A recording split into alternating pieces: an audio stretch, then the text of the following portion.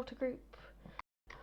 I'm Becca, I play Elspeth the Bard, and I will let the others introduce themselves from bottom to top. Hi, I'm Traz, and I'm playing Cloud, the Tabaxi Rogue Warlock. Scott. Hello, I'm Scott, Delta's DM for this evening. I'm Sam, I'm playing Toto, half pint, the halfling range. I'm Phosphoro, I'm playing Era, the Dragonborn Knight. I'm Dom, otherwise known as Trevi Nix, the half-elf. I'm Azuzu, playing Copy, the Arcane Trickster, Rogue, and Gunslinger. And I'm Dima, and playing Maka, the Elf Wizard. So, for the first time in a while, we have a full house, which is going to be nice. And I have been volunteered to do the recap. So, from what I remember, we had saved Elspeth from the clutches of Jackson. Everyone was still bleeding out, so we fixed that with a couple of lucky rolls, considering Elspeth was one-handed. Then Cloud, Elspeth, and Eret sat outside waiting for the others to go investigate. What they found was a gargoyle that no one thought to check for traps, so burned them all to a crisp, and they all ended up unconscious. So Cloud and Gilmore then went in to save the day, managed to do that, found some loot from Jackson's previous victims, and then meanwhile outside Elspeth was looking for recently dug graves, found one. Eret decided to dig it up, pulled out a corpse, and Elspeth had a bit of a panic attack. Managed to calm her down. Cloud then took her to her home, while Eret went to find the lady he owed a debt to from earlier in the evening, and the rest of them went to another tavern very close to Elspeth's home. At Elspeth's home, we found the owner missing. So Cloud went on a mission to find him, while Elspeth walked into the children's bedroom to find one of the children not there, who she had seen previously the evening get blasted into ash. That preceded a little time of Elspeth literally panicking again, because that's apparently what she spent most of last session doing, and Cloud and Devden basically talked around, worked out what was going on, showed that the kid had not been murdered in a horrible fashion but had instead been adopted, and then they pretty much went to sleep. Well, everyone but Elspeth went to sleep. Meanwhile, Eret found the lady he owed a favour to, and she wanted, as payment, to be carried to her bedroom. She then demanded to know where, kept requesting until he acquiesced into telling her where he was from. Two ladies then entered the room, at which point Eret started reaching for a weapon. Not that kind of weapon. But they managed to not do that, and then they started having some fun while he was charm-personed by someone speaking Infernal into his ear. On the other side of the city, in a different inn, Toto demanded the head of Jackson from Copy. Copy refused. Trevi then turned Copy into a chicken. The chicken then proceeded to shit all over the floor and all over the bar, until Toto plucked a feather out of the chicken so hard it turned back into Copy, at which point Copy gave Toto the head, with a little help from Charm Person from Trevi. Toto tried talking to Copy, who was walking away, at which point Copy didn't respond, so Toto tried to chuck the head at her. Still didn't get a response, so Copy went to bed. Toto and Trevi stayed up for a little bit before then going to bed. Next morning, Copy left the tavern very, very early, went to speak to Toto's brother, showed Crocs with some blood on it, claimed Toto was dead, took the reward of the gun, and also for some reason gave him fingers from a criminal. Then on the way back to the tavern, she saw a gentleman that she recognised from her past, started following him, and that's where Copy left off last session. Elspeth and Cloud met up with Toto and the rest outside of the tavern, where they decided, after Elspeth had sent a message to both Coffee and Eret to find out where they were, decided to go for a picnic in the park. And I believe that's where we left it off.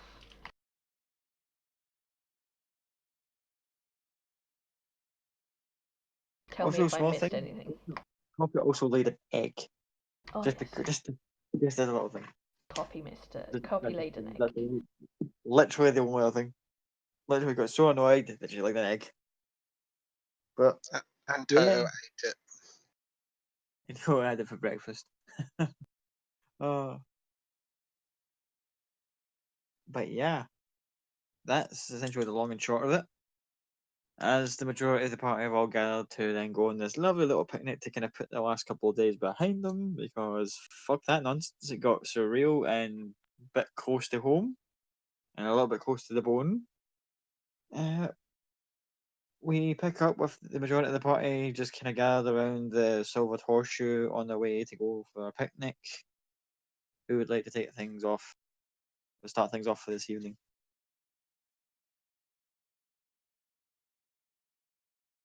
So, Toto, did you want to go and see if Adria is free to join us in the park this afternoon? Absolutely.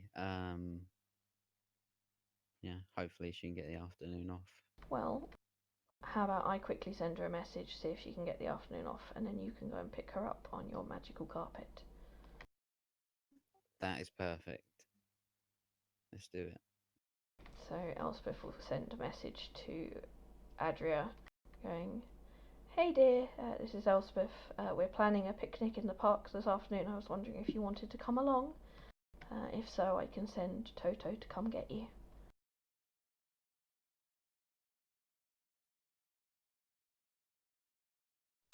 There's a brief pause before she replies back saying, "Well, I can speak to the boss and get back to you shortly." I will respond with, "Let her know it's lunch out with your brother and with her brother and his friends. Maybe that'll help." 5 minutes go by before she gives a response back again saying, with a bit of a groan, she says, "Yeah, I can have the afternoon off." Perfect. I will send Toto to come get you. And I will turn to Toto and go, "She has been granted the afternoon off by her gracious boss. So you can go and get her." Alright. I'm gonna just hop on the carpet, swing by as quick as I can, and then go and meet the rest afterwards.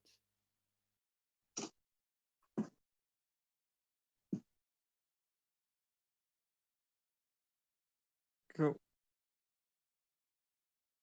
I'm Does Tweety want to do anything? Does Toto want to do anything? Does Cloud want to do anything? But do any of you guys want to do anything first before we pan the camera out and see what's happening elsewhere? Cloud will go and while Toto's going to pick up his lady, probably just go to the local market or something. Just pick up some basic, some nice fruit and bread and such, just to have a nice little meal in the parks type thing. There's a lot of local market stall available. There's also, just as you're approaching, you can smell with your fancy feline senses and all your passive perception nonsense. you actually get a swath of what smells like a beautiful Goodberry pie getting baked by someone nearby, and you just see fresh baked goods are getting pulled out, freshly done bread, couple pies and pastries, all sorts of, stall next to the fresh fruit and veg. Yeah, Cloud will just literally just buy, I don't know, there's 6 of yeah, there's 7 of us, so I don't know what would be a reasonable price for everything, just like enough food for everybody. Well, that depends. If you would like to go just for a standard little picnic, that will be about probably for about 7 people. They kind of do it in their head. Maybe a gold piece just for a standard little platter for that many people. For something a little more fancy, I can do you 3 gold, and that includes a selection of fine drinks, a couple of good little plates of sandwiches. We can also get you a few dessert things like a slice of pie, maybe sorbets, a couple of extra things, all pre-packed for you. No, that will be perfect, and he will give them 4 gold. Oh, I'm generous. And they kind of start getting their assistants to kind of pack up everything, take the entire one of the pies and just puts in a little tweed basket. This one we'll have to pack separately. The rest can go in the other basket all together. Just be careful when you're walking through the streets. You pack everything up. Always. And just as a bit of handover, you just we tug at your outfit side, you see a little girl just handing a little flower crown going, here you go. For every purchase. Bunch of flower crowns next to in the picnic basket. Yeah, Yeah, thank you, my dear. the little head, she does a rough count and goes, oh wait, only 6, and runs back, gets a 7th one, just puts on there. There you go. I'll take them and I'll sort of sleight of hand do a basic little magic trick of like pull a silver coin from behind her ear and hand it to her. She's always like, yay! And just takes the coin and says, thank you. You're Shopkeep welcome. gives you a nice little wave and goes, thank you, come back anytime, sir. And Claire will go join, pick up with, well, I'm pretty sure Elvis was probably right by his side the whole time. Yup. Pretty much. Trevi, Toto, and Maka, anything you guys want to do before we catch up with our wayward souls?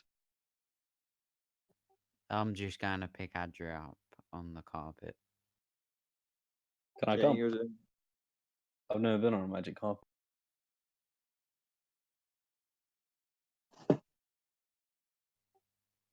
Yeah, you can come with, I guess. Does Trevi get the hint? Make an insight check. See if you get the hint to not come.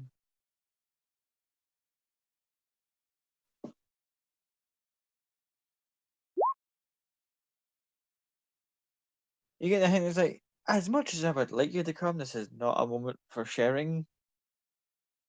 Oh, okay, Well, you I get get it. you get the thing that there's no malice as a case of a kind of not now vibe. As I just look at him and say no more. I'm not going. Wink. Yeah. Maka, you want to do anything before we jump off to the others and see what they're up to? No, I don't have nothing on my mind right now. Cool. Well, you guys are all getting the picnic all bundled up and heading off to wherever it is you're going to have your picnic in the morning. We're going to do the whole GTA thing where we pop at the camera, shift over to the end of the city, and have a wee look at what Copy is doing. Copy. Well, in the middle of having an absolute freak out, she's gonna follow this guy, trying to basically glean if I can get any sense of does he have anything that's similar to my old friend? Like, is there any mannerism? Is there any way he talks, or is there kind of any particular people he's meeting? Anything that suggests that it's him, basically. I'll say make me a stealth check to see if you can tail him without giving yourself away first. Should be easy. Come on. You Yeah, say that's that. fine. 22. 22, you managed to kind of ghost the fella for a while apparently without him knowing you're there. You're gleaming that there's familiar patterns to his speech. Some of the people who look seem vaguely familiar, but at the moment it's still speculation. Nothing to guarantee. Nothing to disprove or prove anything. I'll continue to tail him for a few more minutes and see if he goes anywhere interesting or intriguing that may warrant some investigation. Cool.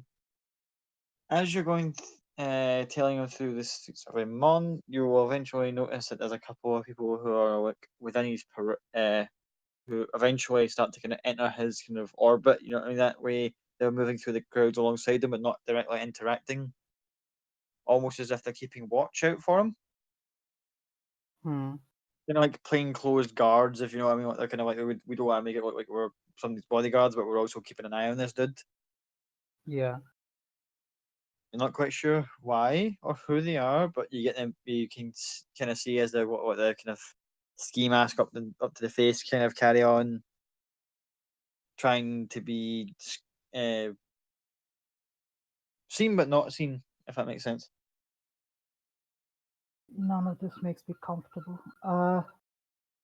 That's the point. I'm gonna kind of continue to follow him. I take it he's got similar mannerism, but is he kind of wearing his kind of religious vestments at all or anything, or he's just wearing like casual clothes?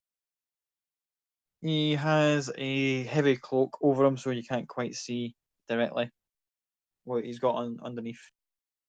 Okay, I'm gonna keep following him. I'm hyper paranoid at this point, and I just need to confirm if it is him or if it's not him. So I'm just gonna keep following him for a few more minutes. Cool. As you follow them, once again we pop out of view and we head back to the same tavern that Eric was last seen in. Ew. Eric, you're slowly coming to. It's a bit of a well breasted, I shall say, after a very entertaining evening. You feel like something's a bit off. You go to move your arms and realise you just hear the rattle of chains. Oh, god damn it. Okay, so I'm chained down. Interesting. Yeah. I'm gonna ask a really odd question. What is the bed made of? It was formerly made of wood and springs, but those seem to have given way. And Okay. it's mostly just a mattress that you're currently sitting on. It's kind of partially splintered and torn to pieces. I'm just gonna pull my arms forward to either break the chains or snap whatever they're attached to. Make me a strength check. Boop. Strength check. You burst the first one, no issue. As you're about about the second one, you just hear like a muffled voice from behind the doorway going, "What the hell was that?" And as the maid comes in to clean up the room, is shocked to see a completely naked dragonborn gagged in the mouth with one arm broken off of a chain, the other one still chained up, and what looks like the remains of a clotted cream pie somewhere that would be pixelated right now. She's like, "Ah!" And just as the whole sort of like drops the cleaning supplies, hands at the eyes, trying to cover up, it's like, "Oh my god, no!" Just say, close the door behind you when you leave, and I'll be out in a minute. Correction, that would be close the door behind you. I will remove said thing from my mouth with my free hand first. Yep, you take it out. I then say to her, close the door behind you and leave, and I'll be out in a minute. She just kind of just looks at you with her hands up over her face, just nods. Kind of shakily takes the door handle. Shuts the door. All your things are still lying in the corner of the room. So there's nothing with that you're aware of, at least. Is there anything extra in the room beyond what you've described? Make a perception check. Oh god, that's not going to end well. Yep, didn't end well. All you see that kind of gives you a bit of a case of what the fuck is, again, the now destroyed bed, and you're looking about there's claw marks on the ceiling, a couple of the walls. Headboard's been pretty much put through to the opposing room, which was thankfully void the night before. And you're just kind of Just going to disconnect the other chain and get ready. go. Get yourself freed. Clothing, armor, weapon back in hand. That's you ready. Would I know that they're all meeting up? Elspeth did send a message. I don't know if that's been received or not yet. Yeah. At this point, the message would have came through now, and you go, yeah, okay, I'll meet up with you. Just that message will just be coming through just as you got ready from last time it came through beforehand. Okay, so I'm gonna, now that I'm ready, I'm gonna go out. I'm just gonna go, whoever had that room, bill them for it. Their damage, not mine. They knew what they were doing. That's not what you said last night, sir. The barkeep kind of looks at you and goes, according to yourself, you'd pay for all the damages and for the extras. So much. Fine. At which point you can just see the same barmaid, the housemaid kind of like whispering in the barkeep's ear and goes, you did what? Whisper, whisper, whisper, whisper. Even the whisper, whisper, whisper again. I've not had one of those in a while.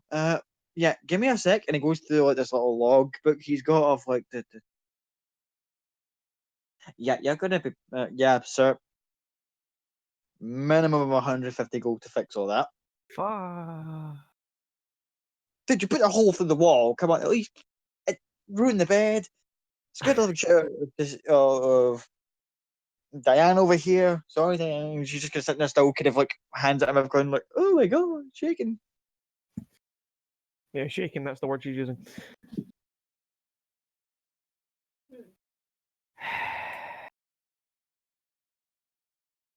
That's going to destroy my bank balance.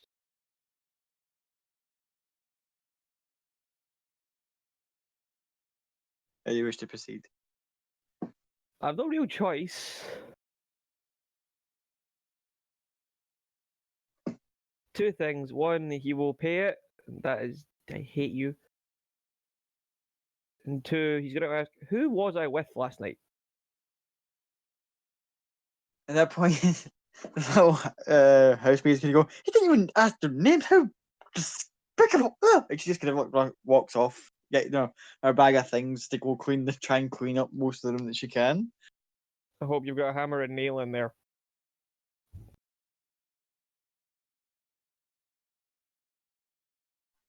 Actually, the barman's trying to keep his mouth shut until she's at a goes, but for the sound of it, man, you had plenty of hammers and mostly nails that were well, yeah. Anywho, the lady you were entertaining gets out the logbook again.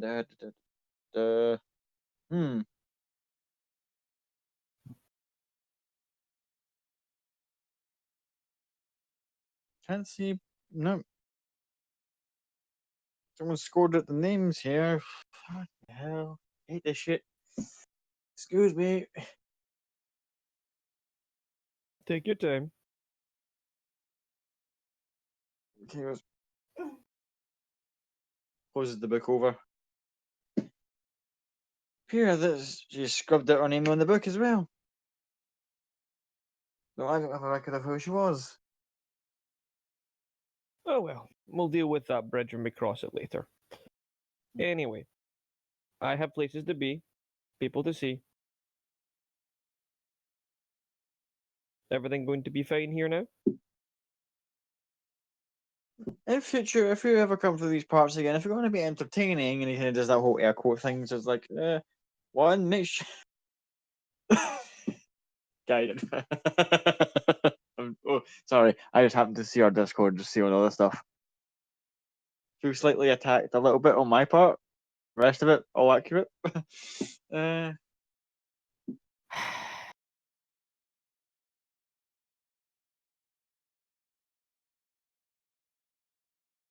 yeah, well, well, just be careful next time, and when you're doing, try not to wreck the room next time if you're through here again. And yours takes the mega gold.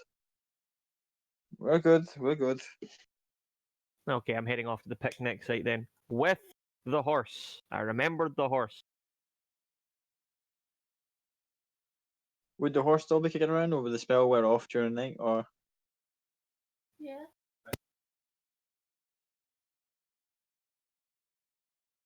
I think it's a reusable statue, is it not? So you'd probably have to. Oh, it's a statue. Yeah, statue. Yeah, the horse would either just turn into a statue or back in itself. It would be back in itself. So it's just like, yeah, the horse is just sitting there, just like. Even the horse looks like it's judging you, even though it has no idea what's going on. It just has that sort of look on its face of just like very long face. Well, the horse can judge me all it wants. It's getting ridden anyway. Like you. Yep. Because I get to enjoy it. Okay. You invite the horse again, and off you go towards the picnic site. Yep.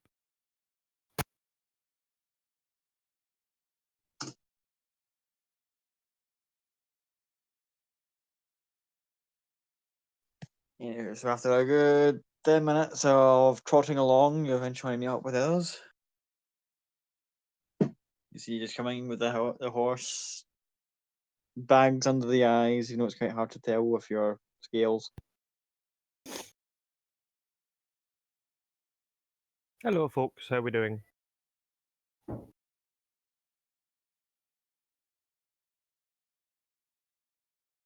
Yeah, but yeah, not bad, thank you.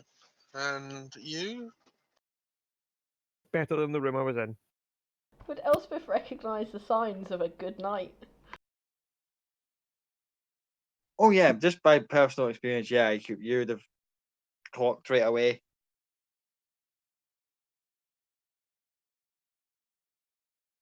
What would I have to roll to know that there was more than one of them? Insight, please.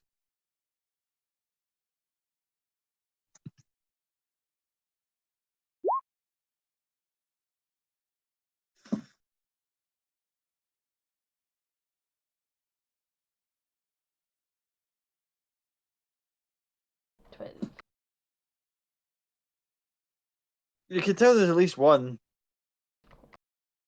Multiple, you're not quite sure. Okay. But you can definitely tell he's had a bit of a rough but good time. Okay, well, I do hope she had as much fun as you look like you did. Apparently they did, yes. Apparently. I don't remember much. Is that normal? It's been a while, so maybe. Okay then. Good to know. I know there was 3 of them, and now there's 1 less room in the inn. 2 less rooms actually.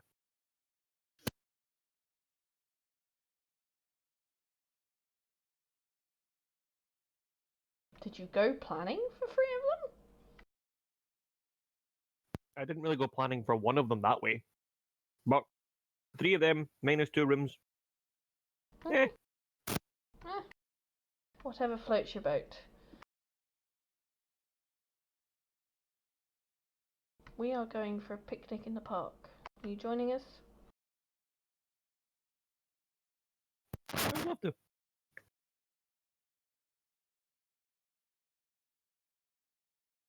Awesome, let us go then. I'm assuming Elspeth will be leading the way to where the park is. Yep, should be leading the way. Meanwhile, at the Emerald Hearts, Toto just parks up the magic carpet just to see Adria coming out with a little summer dress, just in a little packet under a little package under her arm, just like bundled together, just as she's coming out. And goes, "Oh, hey, Toto." Just kind of waves as she's walking out. Toto will kind of make the carpet kind of lean towards her direction so that she can just step right up onto it. He looks at it for a second, kind of does that sort of like hesitant toe movement. As soon as he touches it, the carpet kind of moves a little bit. Oop. Then just slowly gets herself on it. All right, hold on. This thing's pretty quick. She goes herself. Then I'll just shoot off to the park.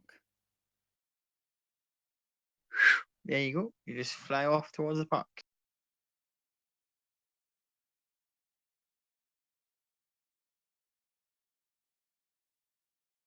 Flying through the air for a few moments, and then eventually you would get to the park. A couple minutes of travel time. The others get to the park, finding themselves a little spot, sit themselves down. How would you like to proceed? Elspeth will probably need a lot of help sitting down, to be fair. Claire will be by your side constantly, just helping you out with whatever you needed. And then sort of just set out on the picnic a bit and just make everything, arrange everything for everybody. Cool. Toto will kind of give like a shorthand version of the events of the night before, just so Adria's aware that we're all in a bit of a state. She kind of sees Elspeth and Ping goes, would you like me to take a look at that? You look like you're having a bit of trouble over there. Oh, I'm fine. Do not worry. It'll heal. They always do.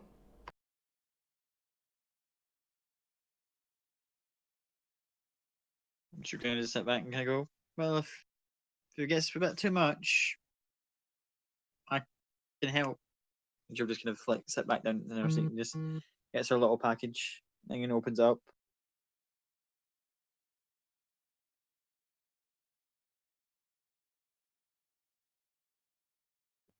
What's in Remember? the what you got there?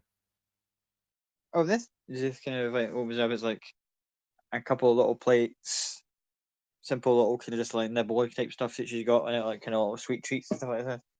You did say it was a picnic, so I had a little rummage around in my to get cost a little bit private stash and thought I'd bring a couple of things for everyone.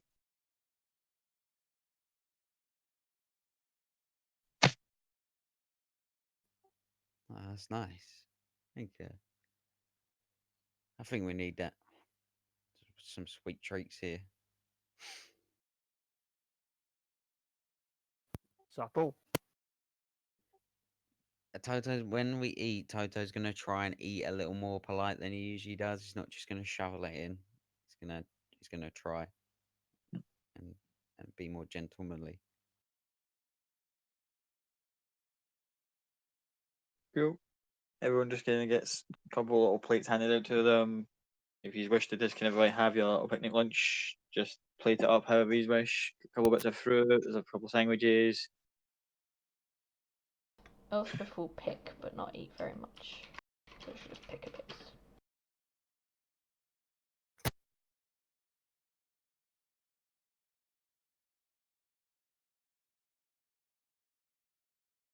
At this point, I'll also resend the message to Copy and go, well, it's been about 10 minutes.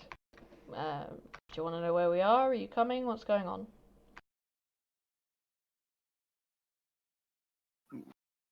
Where are you?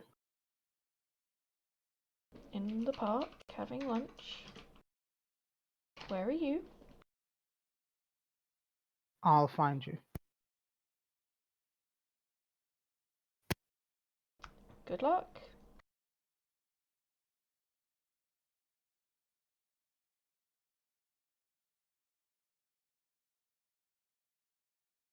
I'll turn to the rest and go, I just messaged Elizabeth again. Apparently she's going to find us. I told her we were in the park. I didn't tell her which park, so I guess we'll see how good she is at finding people. It's not exactly difficult to find someone when they've told you where they are, but okay. You forget Imon is very big. There is more than one park. I said we are in the park, not a specific park.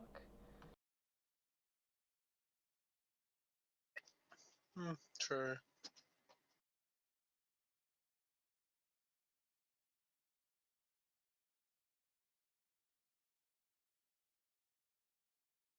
Okay, so copy. As you're continuing to do the whole Assassin's Creed stealth act following this guy, do you wish to continue your pursuit? Or are you going to break off and do others? Yeah, I mean, Elspeth messages me. I'll pursue for a couple more minutes, and then what I'll do is I'll probably come down and see if I can have a. I will change appearance into just like a normal peasant, and then see if I can have a chat with one of the people that he kind of stopped to speak to, just as a kind of like, oh, who is he? He looked really interesting, and he looked really popular with everyone.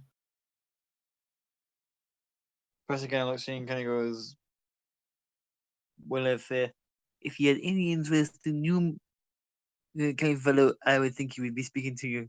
Now, otherwise, shoo. He's a very busy man. Sorry, a quick Azuzu question. I didn't quite understand the accent. This was my very bad attempt at Stewie Griffin, but excuse me. Just trying to vary up the vocal things a little bit. And No, the accent was great. I just didn't understand it. Sorry. very poor on my part, excuse me. Basically, it says, unless you have an appointment with him, bugger off, because he's quite busy. Oh, I'll go. No, I can clearly see it. Just he looks like someone I know, so I was just curious. Sorry to have bothered you. And then I'll kind of continue following behind a little bit, see if I can find another person and ask the same question to the other person. Cool, make me a perception check. See if he's spotting him. It's a very busy city after all. 6. Can't seem to find anyone nearby that he previously spoke to. There's been a lot of people moving back and forth. And he's still kind of going through this crowd with kind of like a sentry almost of people around him, like greeting people left at different intervals and everything. Every now and again, he'll stop to talk to certain people, and then they'll just disappear back into the crowd. Okay, I'm gonna follow him, and I'm gonna try to get a little bit closer, not too close, but a little bit closer, and then the next person he speaks to, I want to go and speak to that person after he's done. Cool, make me a stealth check to see if you can get close enough. 31. 31. You're practically within like shoulder distance away, just like, oh yeah, I'll turn my back just so this guy doesn't think he's talking close enough to actually hear him, the older gentleman, say, right, so 8 o'clock this evening at the usual place. And the person replied back goes, will do, sir. In which point they kind of just start walking away. Does his voice seem familiar? Make me a history check.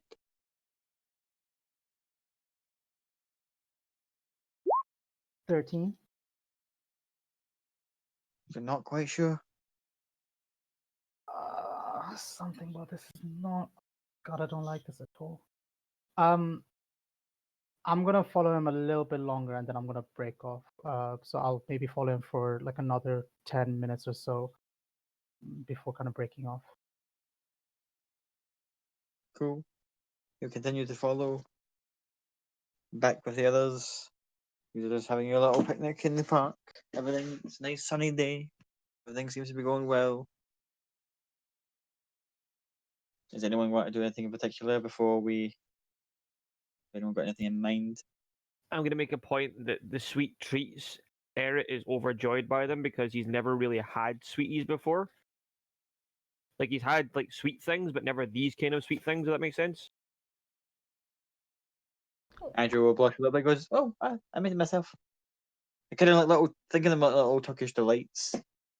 And I He's think just you kind of looking at her with like really wide eyes, just like one in his mouth, just He's like, "Oh, these are very good." pretty much just delicious. More, just like as like a 5-year-old would just put his hand back out. More, please. Oh, she gets another little package and he says, "Try these ones. These ones are different flavour."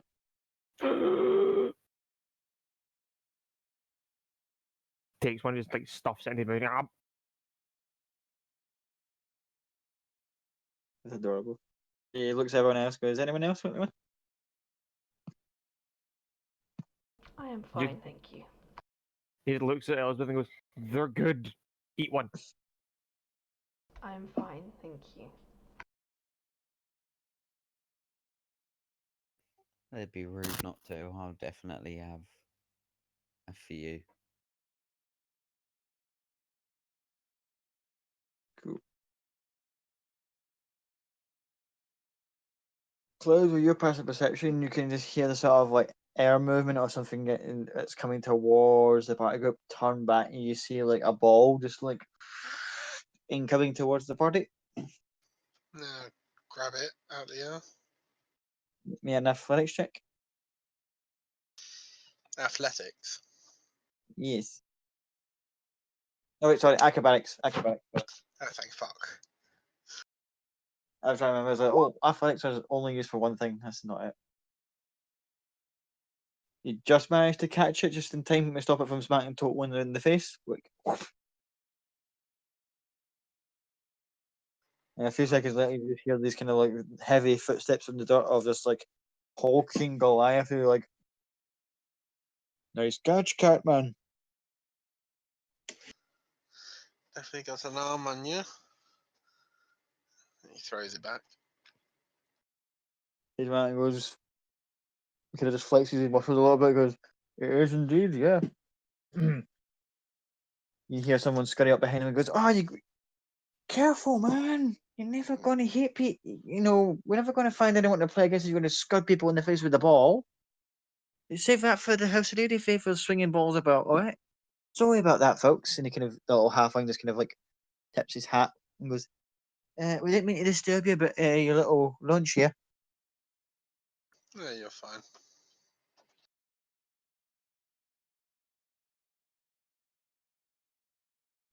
Well, suppose we be on our way then. Have a nice day. And the kind of the halfling kind of just like, right, you away, move the big guys. Like, hang on. If he's this good, I want to see what else the Catman's capable of. What do you say? Was it get? And he kind of starts spinning the ball around. You up for a little bit of friendly competition, or is it just a quiet afternoon in the park you're after?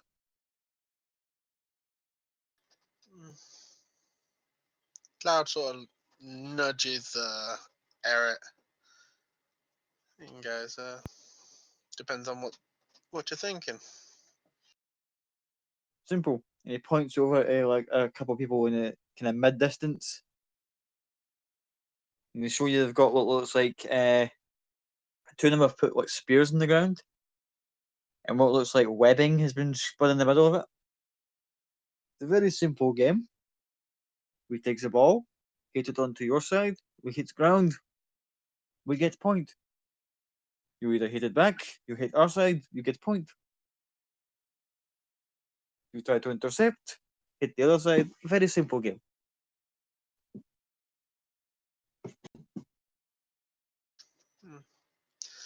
Nice bit of friendly competition wouldn't be too bad. Who else is interested? I'll take a swing at it. Big boy here doesn't look too nice. Doesn't look that big either. I might The be Goliath short, kind but of I'm crosses ready it. to have a go. Right. Goliath just crosses his arms and he kind of goes, "Okay." Size comment from Scaly over here. It's all. I just stand up in front of him and go, "Let's do this." At that point, you see the Goliath kind of signals his mates who pick up the spears and come over. They're a very unusual looking bunch.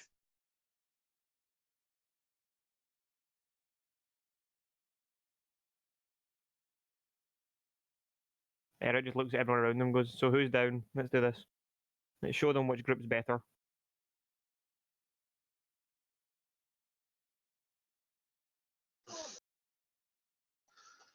Of course. Sorry?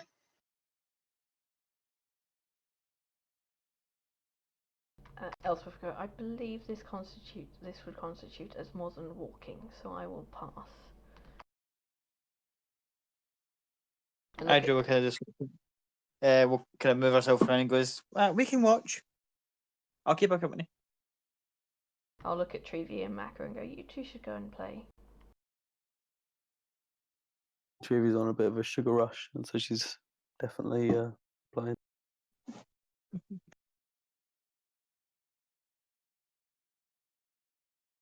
Question: what's the NPC girl's name again? Adria.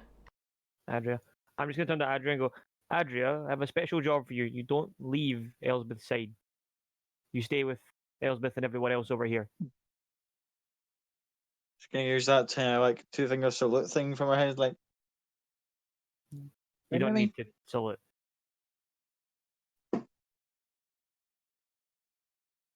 And with that, folks, I am pretty sure if would Maka like to get in on this essentially off-brand D&D volleyball match it's about to kick off here?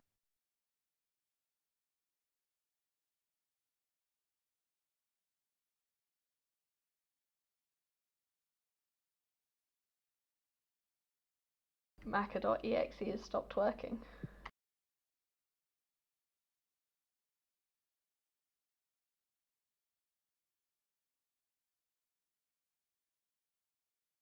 Should we just say she joins in, and if she comes back and decides she won't, she can step out? And I'll have her as one of the substitutes at the moment. She's not familiar with this game, so we'll say, yeah, okay, well, hang on, wait a moment.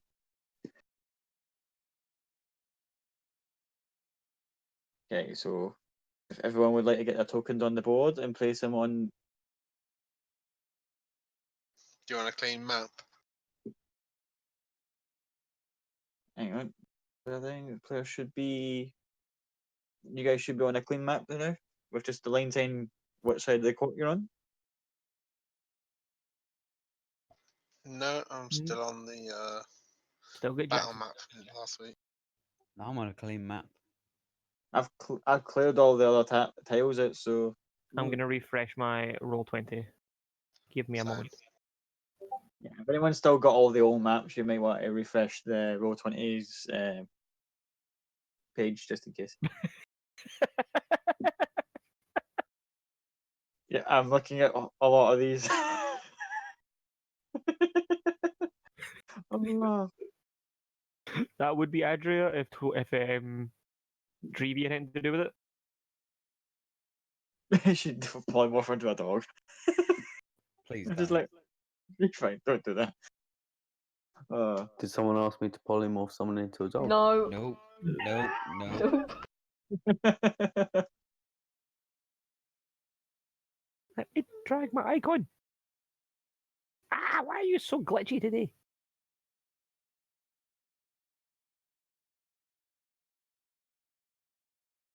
Oops. By the way, Dom, I don't know if Sam has informed you, but Trevi's thing has become turning people into chickens. So I've heard. It's fun being a chicken. So Oh, yes, Scotty. Trevi would turn Adria into a chicken or a dog, so you know. Plus he's on a sugar rush, so who knows what he's gonna do. She. Do not turn the ball into anything. I can't promise that. You turn the ball into something, Eric uses you as the ball. You can try. I have turns the the ball strength into a for it. chicken. Hit the chicken.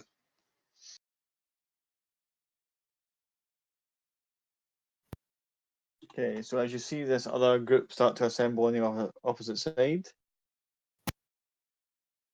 the top two or obviously the Goliath and the Halfling. But don't let the icons fool you. These are just the first ones I grabbed. They look kind of more sinister looking than they're supposed to be. In this week's volleyball tournament, the Team Ragtag versus the Shadow League.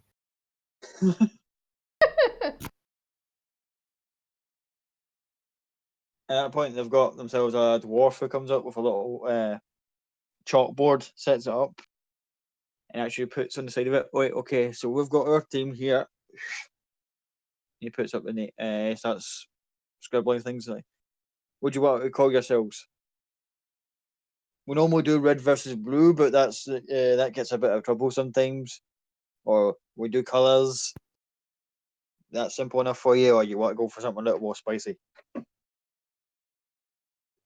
Croc Squad. Thunder 5. Okay, the Croc Squad Thunder Thighs. Oh, no. Eric goes, "Can I be on my own team, please?"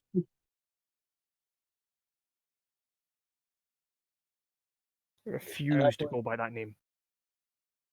I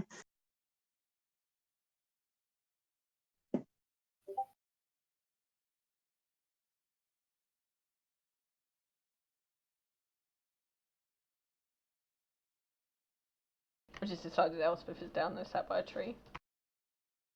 I wanted my token on the board. I'm going to need to have a serious chat with the people who make Roll20 because I just put Maid in just to kind of like get a like civilian thing for Adria, and the choices I'm looking at not nice. They're actually quite bad. But yeah, just put the word Maid into the asset thing, and you'll see what I mean when you scroll down it. Only DMs can see that, so I'll do that in my Friday game. When you get a chance, trust me. When you look at this, you go, "Okay, I am not putting in Maid into this ever again." Immediately gets the channel demonetized and censored. Well, it looks like what do they call it again? The Fortunable one of this is Ray and Ren, the pink-haired and blue-haired maid things. Oh, hang on. Is it the Feather Duster from Beauty and the Beast? Kinda, yeah. Right, okay, I get where you're going with this. It looks like you bought it from Ann Summers. A couple of them are armed, so I don't know what that's like firearms and shit. I don't know what's going on here. Anywho, right, just to match up numbers, try to pull up other assets because I was like, do I get this guy's really?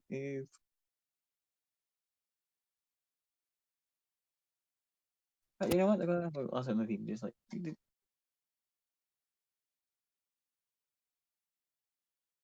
So 4v4.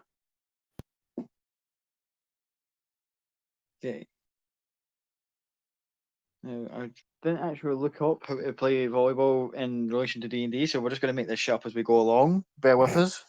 To be fair, I don't think this game actually exists in this world, so We're just I'm introducing volleyball. Like, you fucking told already. This is great. if you see this in Critical Role next month, you know that they're listening. Spoiler alert, they aren't. Yeah, so we get to get the court here. So, Big Goliath has got the ball. Just like spin it around his fingers, and he kind of goes, "So you understand the premise of the game now, right?" You throw ball at us, we hit ball back to you. Whenever the ball hits the ground, the other team gets the point. Puts thumbs up. They've got 2 guys, 2 girls on their team. You've got your guys on your side. That's good. Equality.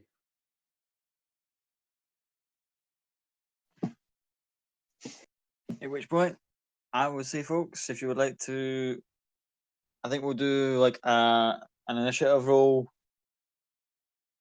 to see which team would go first. But I don't have these guys all ticked up for initiative things. Nah, fuck it.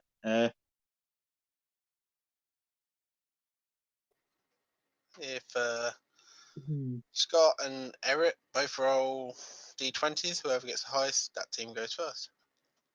That's a smart thing. Thank you, Trav. No problem. Traz, why did you pick me? I have terrible rolls. But if you Just a want, I'll straight, roll it. Yeah, you roll it. You take the risk. straight D20 roll just to see who goes first between the.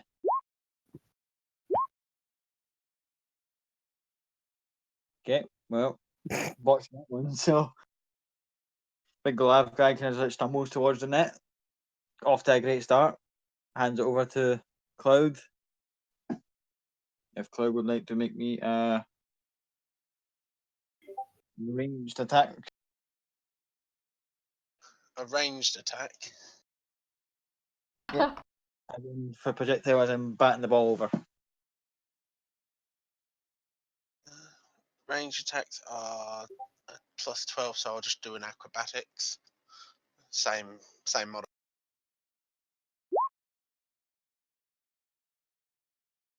Okay. I'll have these guys roll up acrobatics to try and see if they can intercept.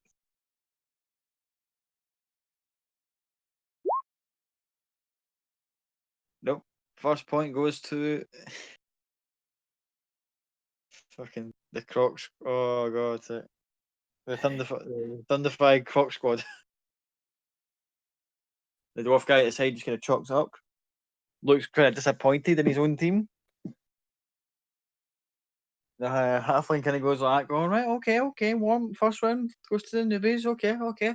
Let me have a wee go at this, and you'll bat it roughly towards Trevi's end. Let's see if he goes with his athletics for Trevi to try and hit the ball.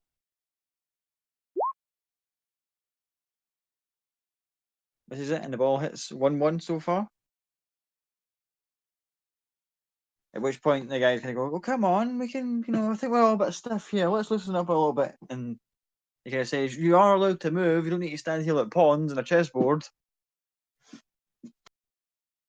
So if anyone wants to, if the ball comes to, let's say, if he's going for maybe here, the likely candidates can be like either Total can roll to intercept and Eric can give him advantage, or somebody else wants to kind of say, "I'll go." Either you choose to give somebody else advantage, or you can roll athletics to intercept. Okay. Why did I not make the shot beforehand? This is not I cool. can see this thing hitting the Wednesday team hilariously at some point. I can Look see at me why I seriously Googling how to make fucking volleyball and DD an actual thing. I think we've done this beforehand, but it was a lot better. Anywho. So they had a go, you go. It is now who would like to take the shot from the Thunderfire Croc Squad? question that has nothing to do with your strength, right? It's kind of settled on athletics being the stat of choice. So that would be I'm fine strength with that. then. I'm fine with that. I'll take a hit. You want an athletics check? Yeah, athletics check to see if you can punt the ball over. Okay, I can safely say that the girls ain't going to probably manage this, but we'll see. That's ever so slightly sexist. Well, I've already wrote down their stats. Did I you? gave them all kind of like a fairly good spread on the board, and even the most athletics one on the table happens to be one of the girls, and she's not got half a chance against that.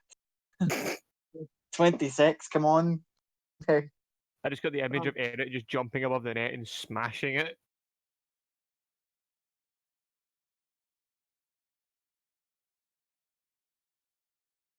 Cool. And then it goes up, palms it, and then you almost hear it like echo from the other end of the park, just like pretty much embeds in the ground, and the girl's kind of just like going, "Oof!" And they kind of lose, they kind of just like the kind of like little 3 or 4 inches of like dirt just kind of kicked up when the ball hit.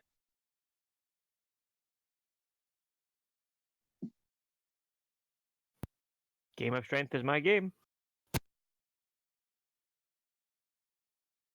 Sam, you're a saint. Thank you for looking actually up. Someone made thing for volleyball. I was not prepared for this, but thank you.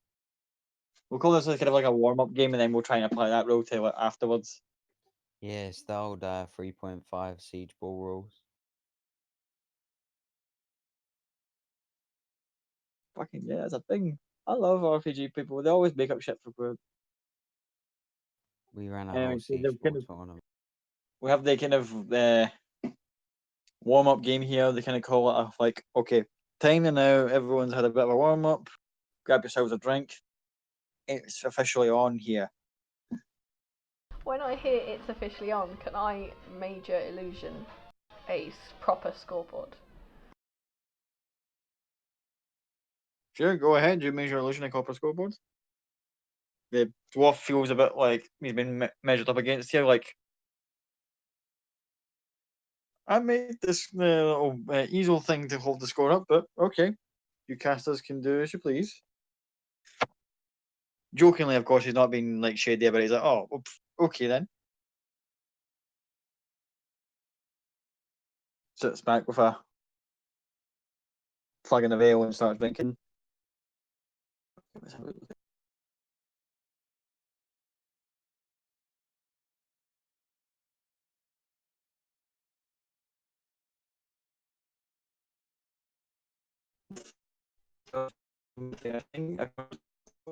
Oh, robot.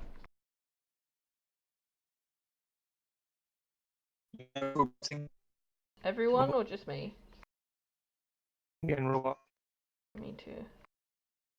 Try to back up. Okay. Oh, I think I'm back. Yep. We back. Scott, you want to make check? Make check. Yeah. Ooh, ooh. Yeah. Sam, you want to make check just because yours is a bit funny? I think I'm alright. Yeah, we good. Yeah, we're good. We thought we had a technical glitch there. It's fine.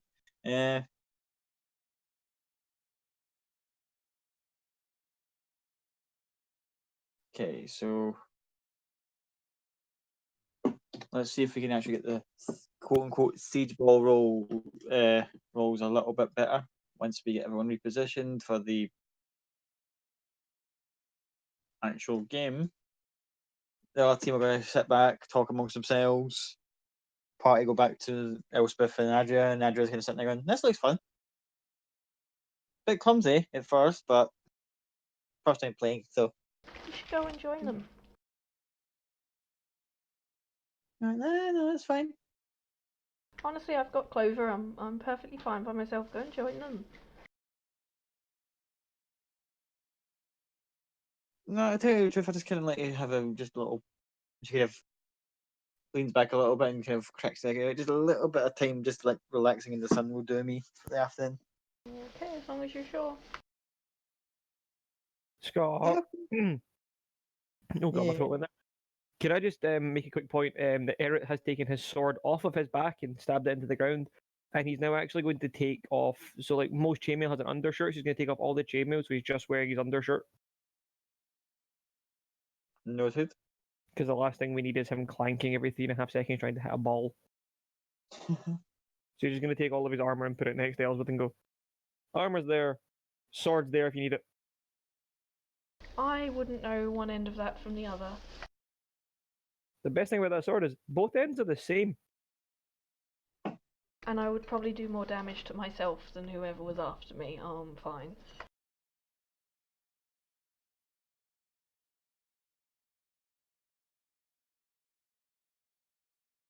Thank you, though.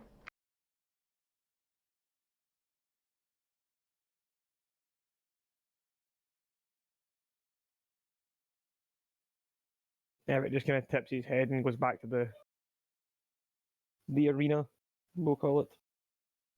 Cool. As you guys are prepping for the actual siege ball game, we'll go back to Copy and see how they're getting on. Copy.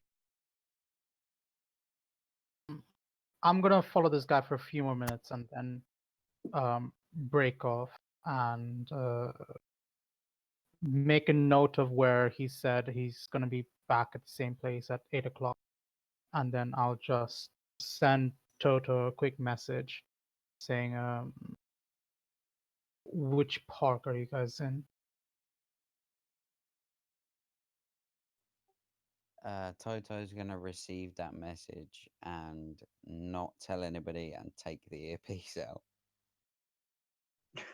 Oh shit! All right. I guess I'm looking for a random park somewhere in Iman.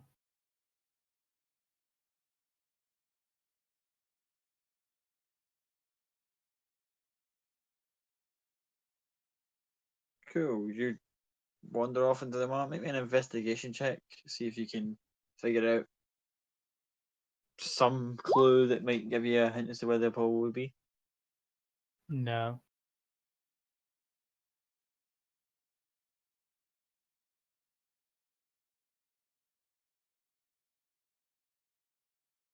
That's a 5. With a 5. Ooh. With a 5, you're going to look and go, okay, this is a massive city. There's a lot of little park areas. This is going to be a case of needle in a haystack, but you wander off and try and find your way. I guess like if it's taking too long, I might just kind of find my way to the tavern we were in the day before, and while there, try to use my, was it a whistle or a scroll for uh, find familiar? I think it was like a whistle that I had. I'm gonna try to use that to summon like a canary, like a small bird.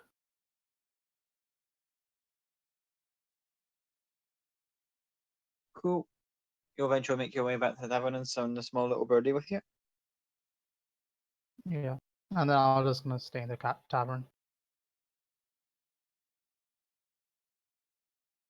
Okay, you just get back to the tavern, waiting for a response. Actually, no. I'm gonna go to my room, and I'm gonna see if I can construct some bullets.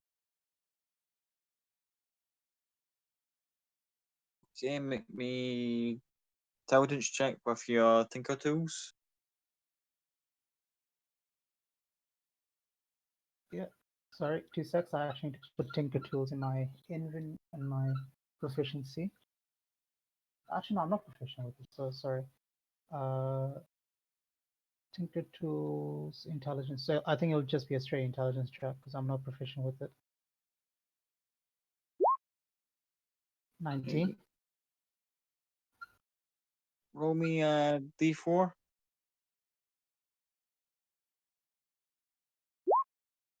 2. You make 2 bullets. I'm assuming This for your palm pistol. Well, I wanted to make 2 bullets for just the normal pistol. I actually don't have the palm pistol because the guy took it. Okay, well you make 2 normal pistol bullets then. Thank you. Yep. And that's basically what I'll do. I'll wait for them to eventually come back. Okay, while you're doing this, let's give Siege Ball a try.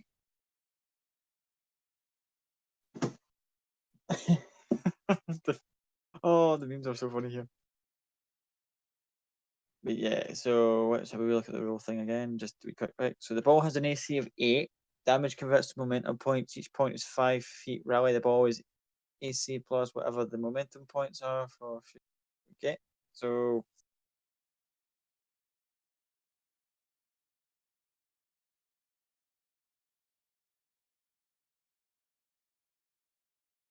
I think break the ball.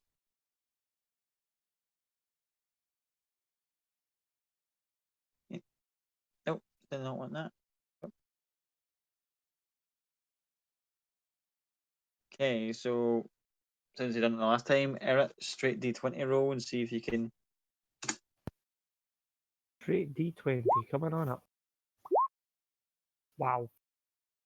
You and the Goliath here are having a really bad day. We can hit the ball really hard, but that's about it. Okay, so start off. Eric has the ball.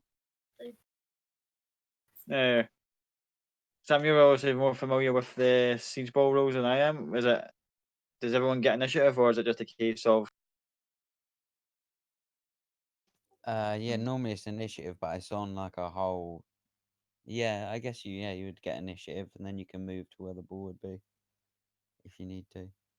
I guess it's slightly different for volleyball, so I guess probably just scrap the initiative, and then whoever's closest to the ball would make more sense. Kind of like an attack of opportunity.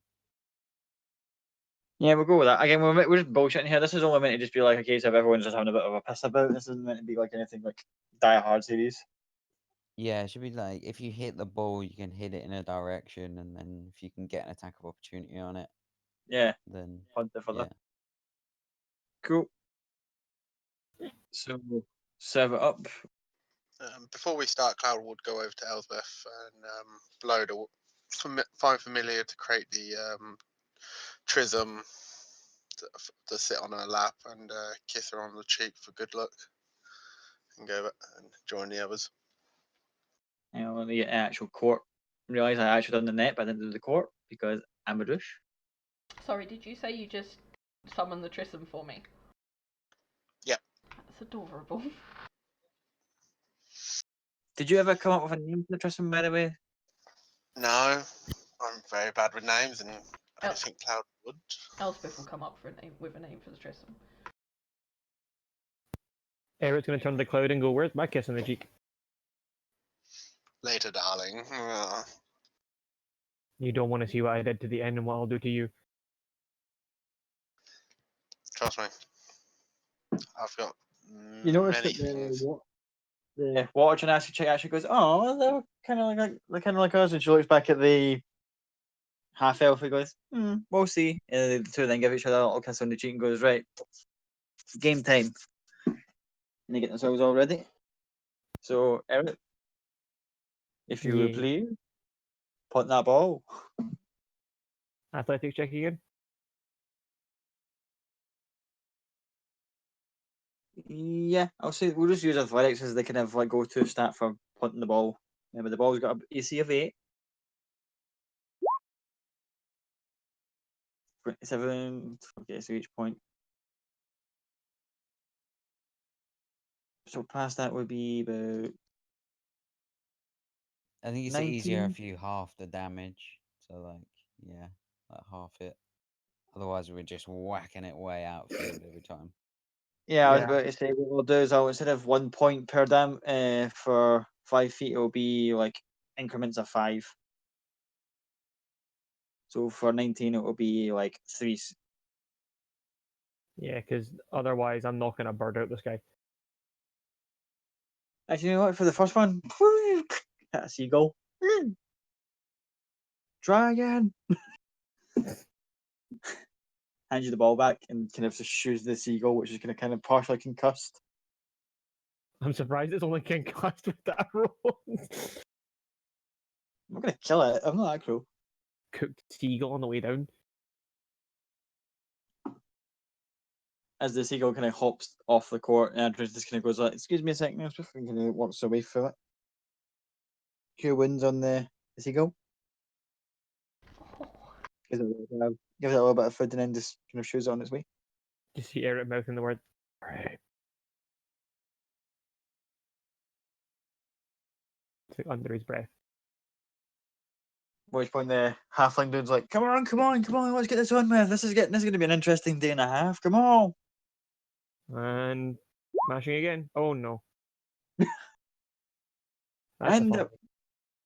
you swing too soon and the ball just doink, bounces off your face. The two girls in the opposing team just find this hilarious. One more go. One more time, performance issues are expected. And kind of one of them just gives you a wink. Just like, Well, I'm aiming for them.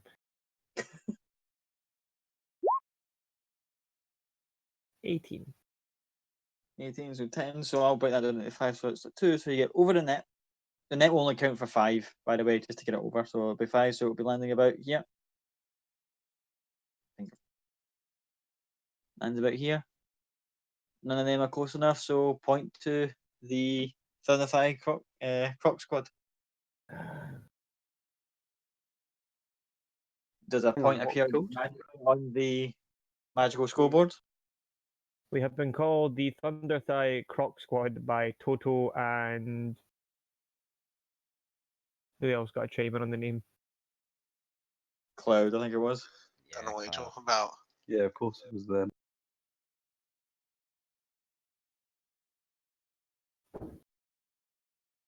Okay, so that's 1 point to you guys. Now,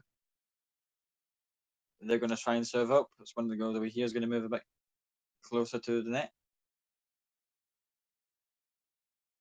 He's going to move over here. The water genasi is going to just like, okay, pick the neck a little bit. Let's try this one up for size. Gets the ball up and punts it. 10 forward, which rolling goes over the net, bounces off the net. Kind of gives herself a bit of a like, oh for fuck's sake, can you talk? Hands the ball over, going, it's your shot. Who wants to take it? Toto. I'll give this bad boy a little go. Gonna move up a little bit closer to the net because no way ever gonna make it that. For the record, I am aware that I've probably botched the kind of distance thing on this severely, so apologies, but yeah.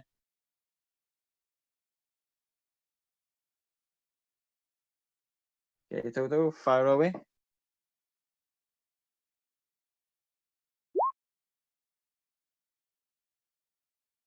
$19 definitely hits. That's 11. That's 2. Over the net there. And again, point to the Thunder Thigh Croc Squad.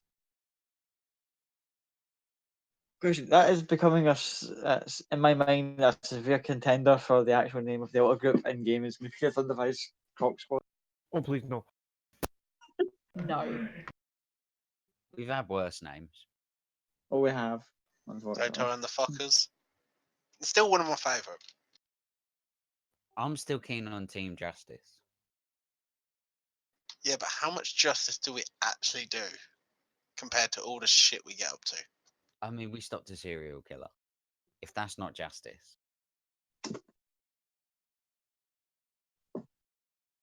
True, but you know. At the minute, we'll stick to Thunderfire Croc Squad. Yeah, I like it. That's 2 points to 0. We'll see best of 5 because this is going to be ridiculous if we go any further, right? Okay. The water gymnast is going to take it again.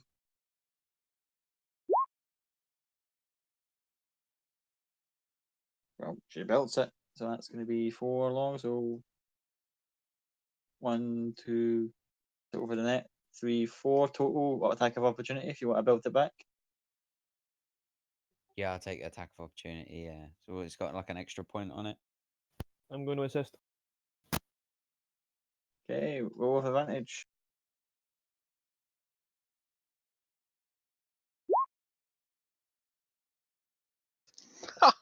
Just see Eric just pick Toto up by the scruff of the neck and just lift him up to smack it. Yeah, he's like, I'll get it. As Toto tries to reach for it, he just feels a sort of like whoosh of air as Eric basically scoops him up and just go like almost like scaling with Bigby's hand. You just see Dragon Ball lifted up the half and you're like up and gets you level with the ball and you just kind of go palm strike and it just goes back over here, here, here. Would go past her. Let's see if she gets an attack of opportunity. Give her disadvantage because of nat 20 response, because that was a belter.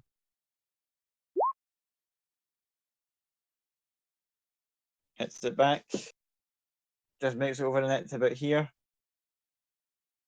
Eric, you want to take the attack of opportunity this time? I'll give it a smack. I'll assist. Go. Roll with advantage. Oh, only a 15. 15. Bounces it off the net. Well, At that point, they're like going, we're starting to get back, we're getting our reputation back up. These two here are useless at any point at the Goliath and the halfling. They're kind of sitting there just like, what? What did they expect to be this good?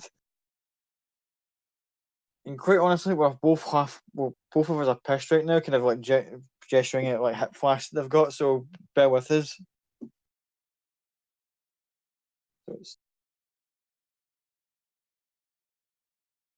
Okay, so balls in their court. So who would like to fire it off on your side? I believe Treevy and Cloud haven't had a chance to start off a round. Treevy, would you like to go? I would love to. Eric just only goes, go for it, sugar ball.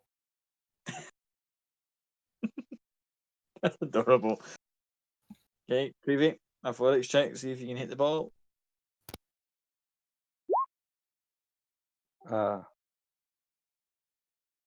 And you hit the ball, but the ball doesn't move. It seems almost as if it's just like stuck in space and time above your head. And you move your hand, and the ball just rolls down your arm to the floor. I've never played this game before. The half-elf goalie is going to go like, try again. Oh, I get second serve, do I? Chicken just goes, we'll just say you do. Go on, hit it.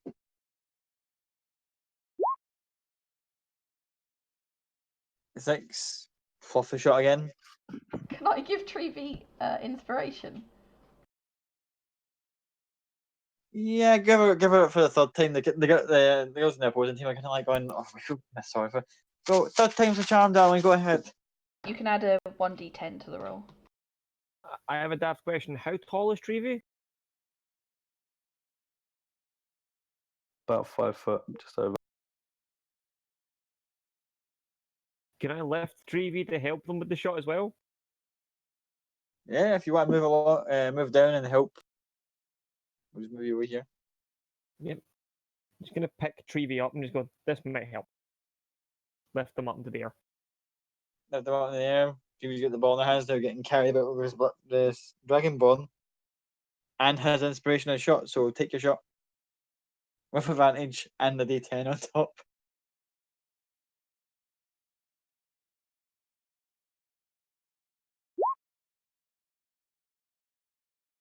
Okay, so we'll just only count the first one there. That was a 12, and add your D10 to it if you want.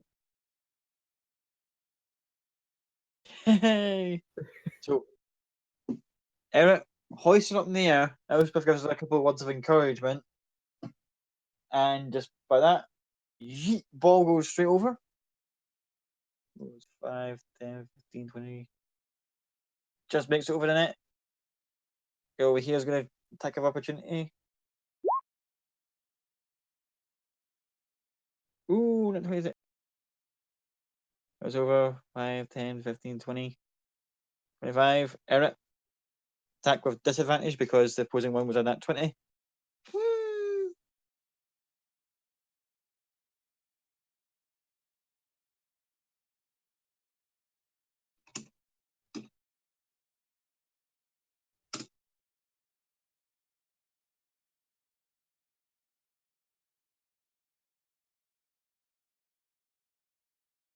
Boss. Oh, sorry. Zoned out for a second. Right. Attack of opportunity at disadvantage because the ball coming your way.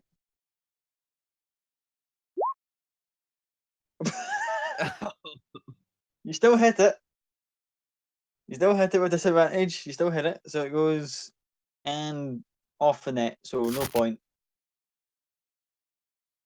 And you can see that the half elf is just kind of like, oh, God, I had that good now. Back over to the picnic site. We've just seen like, Adrian's going to just sit there and just like, they're having fun. Yes, they are. Sorry, I'm not very good company. At points, you're going to like shimmy a little bit closer. Like you're just going to like just like bump shovel just a little bit closer and just going to go. Knowing the two of us haven't exactly known each other very long, but if you what I thought, she puts the hand to her and goes, "These are kind of useful for stuff." And she kind of points to her kind of half elf ears. It's like, Thank you for the offer, but I'm okay for now. Maybe in future, but I'm alright for now. And she'll give her a little wink and go, mine also works that way, and point at her very long elven ears.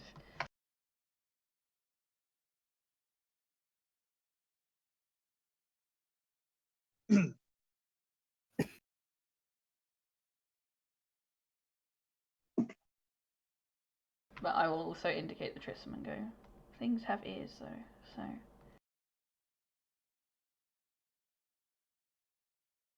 at which point she starts petting the Tristram to that.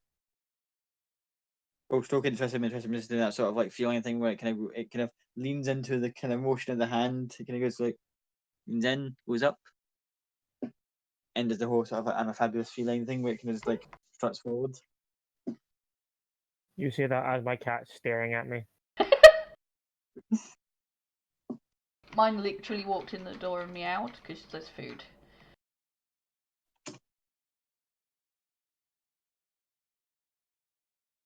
The Tritham would definitely have looked at you quizzically or a little bit upset that you said other things have ears.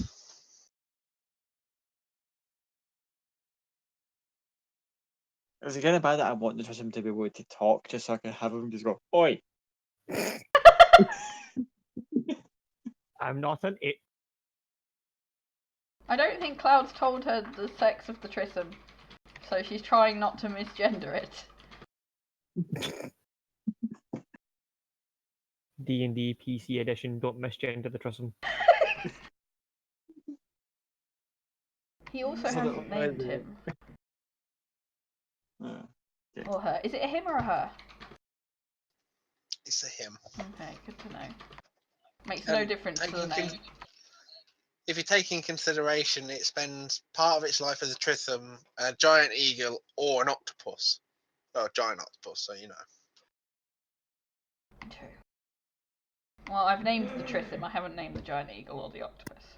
This is just the Tristram's name. If it comes Technically, up. it's the same creature. Not to me. Give the Tristram multiple personality disorder, or like, okay, so this is your name in this one, this is your form in this one, this is your form in this one. I will pet the Tristram and go, I didn't mean it. But you do have ears, and I'll twirl its ears. Not twirl them, but sort of rub its ears. Just starts to purr. I assume. Of course. Andrew just starts feeding it good berries. And with that, at 2 points to 0 so far. In fact, you know what? Why am I not keeping a track of this? Free hand. 2 0. You guys have won. Yeah. Okay, so I believe it's still the Thunderfire Croc Squad's self. You just went back and forth, back and forth. And Cloud will take this one with his whole Ooh. -1. hope these guys will reposition a little bit. Go ahead.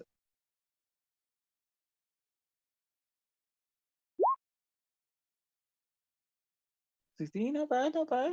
You hit it, and it kind of goes over and smacks the net.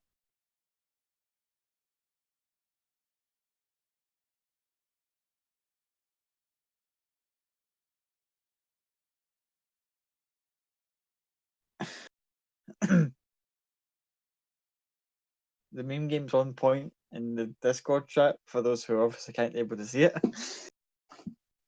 But yeah, so the ball gets off the net, rolls back to Claude's foot.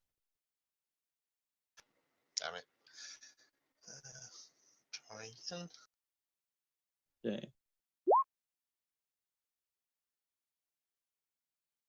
Same again. Boom. Just go straight to the net. which point the halfling guy outside, you can barely see over the net, kind of goes like, the objective is to get it over the net.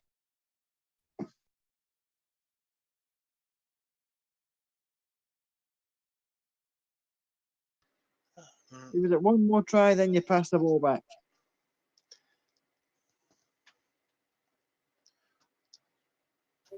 Can I use acrobatics if Cloud tries to do a sort of backflip and throw it at the same time? Try me. Because as awesome as that what we said. Yeah, gets over the net, 5, 15. Yep. Just out of the Water Genasi's reach. That is another point to you guys. What the fuck is going on with Discord? Someone looks at this. This is going to be an absolute shitstorm of memes. Brilliant.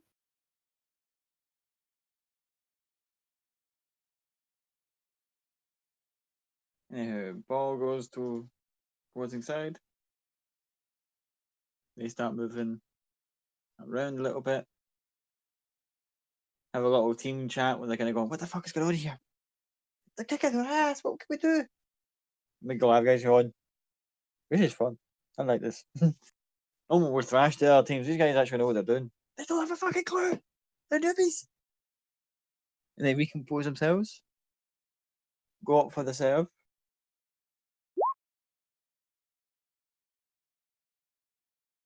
The 5, 10, 15. Just barely gets it over the top of the net and it rolls back. She's not very happy about it. Tries again. Oh, that's over. Cloud, if you want to have a go at trying to stop it. Yep. Disadvantage on the.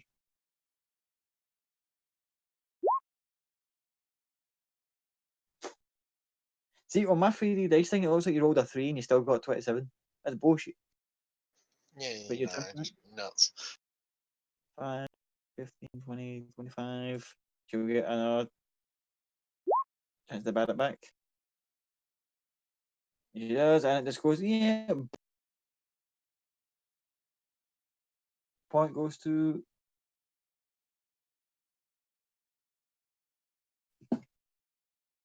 The the point goes to say the name. the Thunderfire Croc Squad.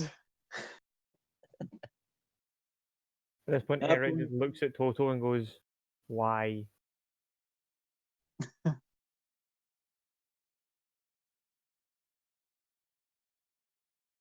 Okay.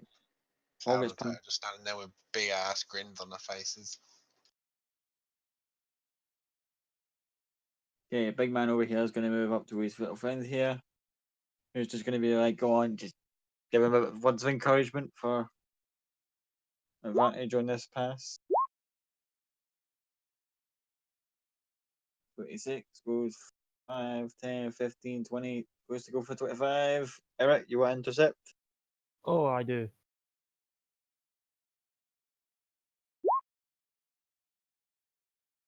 Okay, 19 gets it.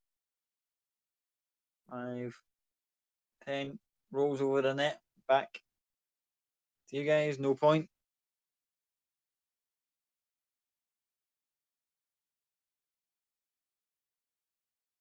Live guys just eyeing you up, going, see you, good going. Obviously, kind of annoyed the fact that you intercepted these pretty decent shot. Who wants to take it for the Thunderfire Croc Squad?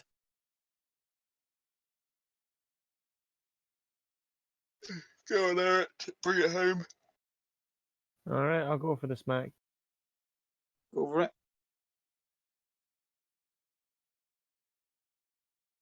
Give me a second.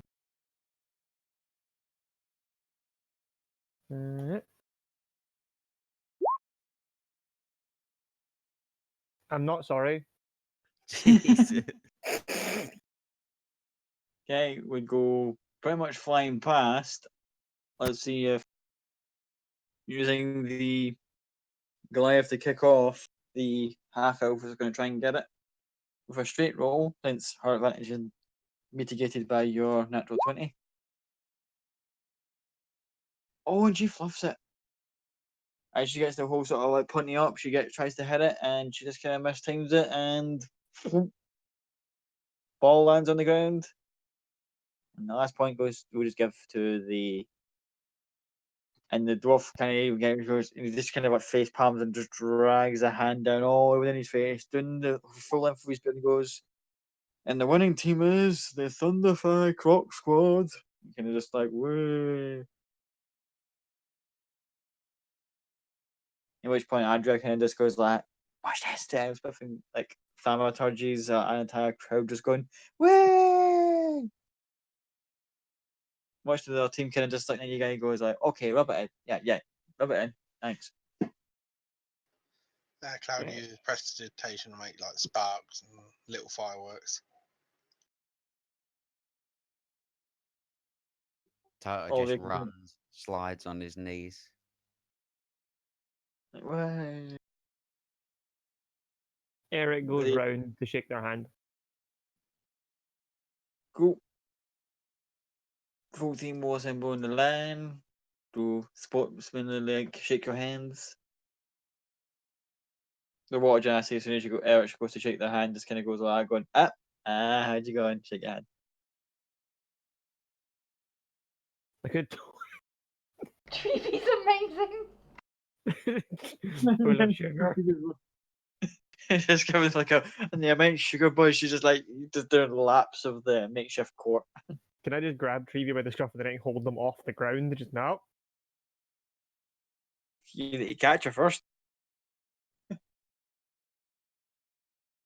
As Treevy's running past, you want to try and grab her? Yeah.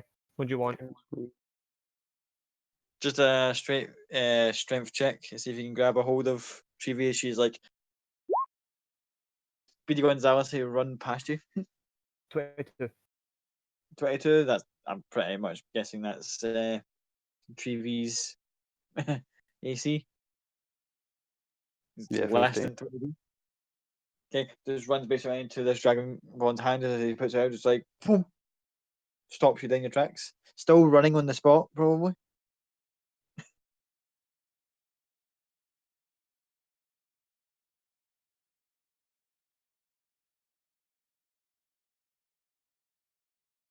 Opposing team kind of look at you guys, go, well, you know what? Yeah, beat us fair and square. Next time we won't go easy on you though.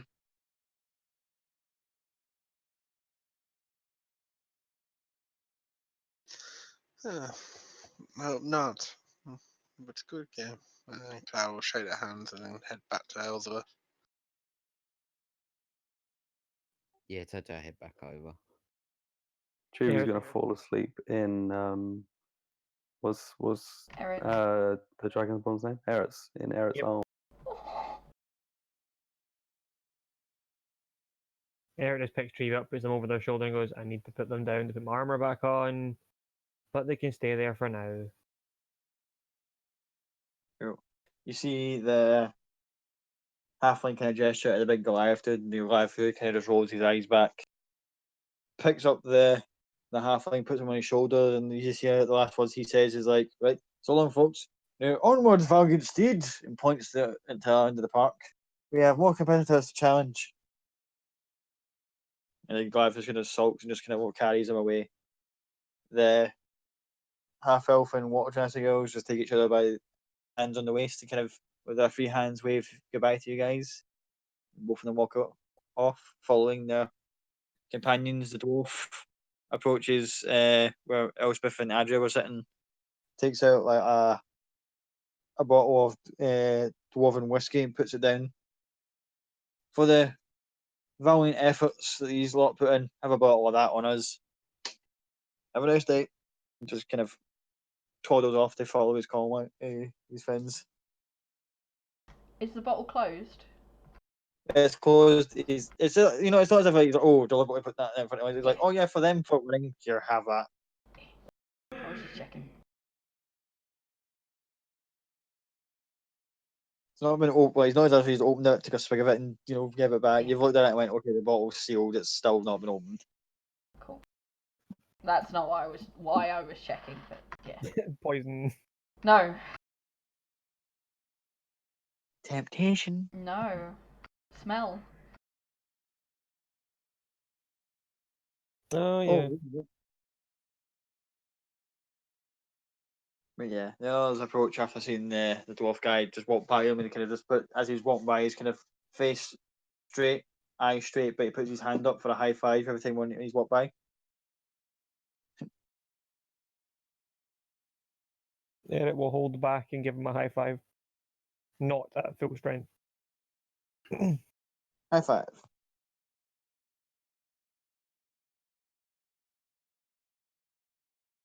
I will drop major image. Scoreboard disappears.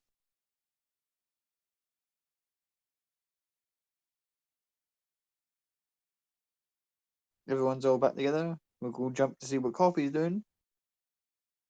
Copy, roll me an investigation check to see if you can find any particular clues as to having no specifics as to which park they'll probably be in, but just like as you're sitting there going, what could they possibly No, be? so she would have gone back to the tavern, right? She would have just Yeah, I stayed in. know, but you like try to figure it out because you're sitting there going, park. What are parks in Iman? Just as you're sitting there, just like, yeah, can't even think of it off the top of your I head. Just rolled gonna go, two twos for this investigation check. But I think what I did want to do was I wanted to spend a bit of time to actually kind of think and like note down anything I remember about this guy, because it would have been a period of time. So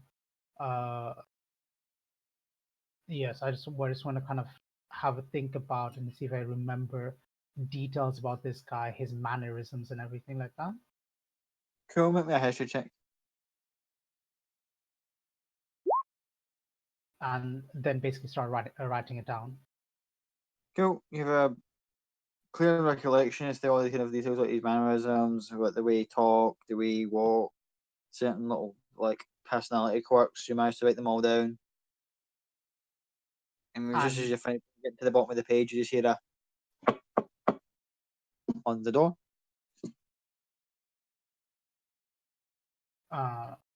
I'll put everything away in my bag of holding and then kind of gently open the door to see who it is. Just one of the staff just holding an envelope saying, this was asked to be delivered to your quarters, madam. I'll take it, give her a nod, and then just close the door behind her. Okay, door shuts. And I'll read the letter. You open the letter up. It simply says on it, and just very well-to-do handwriting says, I see you have not lost your touch. And it just says simply signed at the bottom, signed in quoted marks, father. Oh, we're in so much trouble. I'm gonna panic and just rip the letter up. And I'm gonna start writing another letter. This one in Thieves' Cant to for Cloud whenever I find him. Cool. Anything else you want to do whilst you're ripping this letter apart? No, I'm just I'm freaking out. I don't know what to do at this time. Yeah, I'm writing this letter for Cloud. Basically just instructions and everything because Toto's clearly not responding to my messages.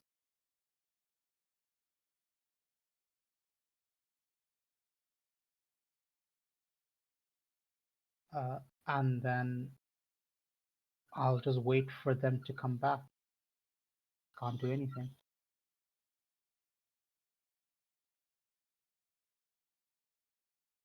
Cool.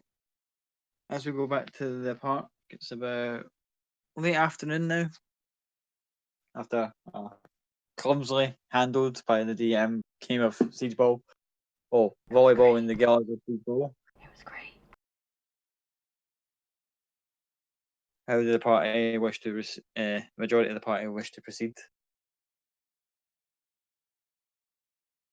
Eric's going to turn around to the group and goes, anyone else tired? Because I think the whole energy ball here is clapped out. It'd still be attached to his shoulder.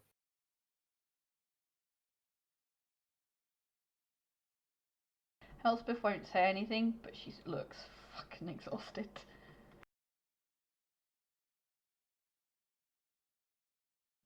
Maybe we should head back. We could all do some rest still.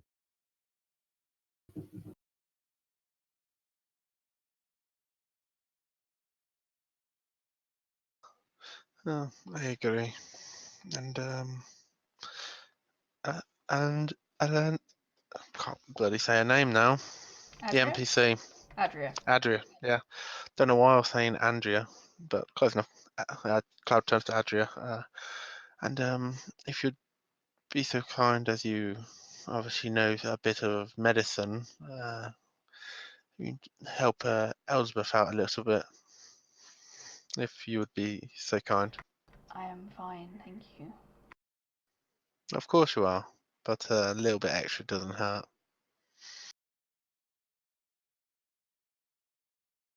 She's giving you daggers. Dagger eyes.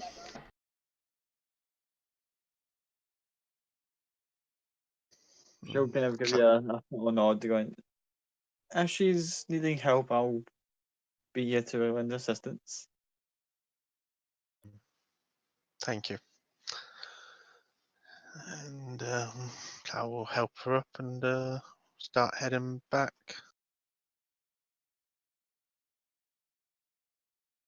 Yeah, I'm assuming getting up is a lot worse than sitting down was. Oh yeah. Yeah.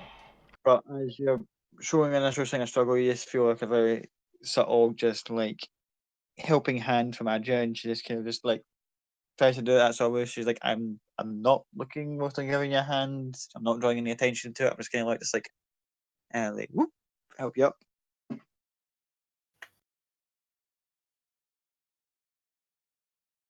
Awesome. So she's not healing me. She's just helping She's me not up. healing because she's just helping you up, so it's less painful. But she's not going to give you any healing stuff because you said no. Yes, she did say no. Perfect. So I will stand up with the aid of, I assume, Cloud one side and Adria the other. Yep. I have kept hold of the Tristram, by the way. That is on my shoulder.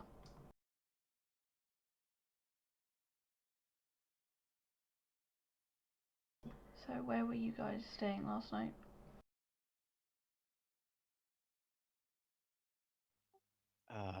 We just stayed in a kind of little inn, just down the road from you.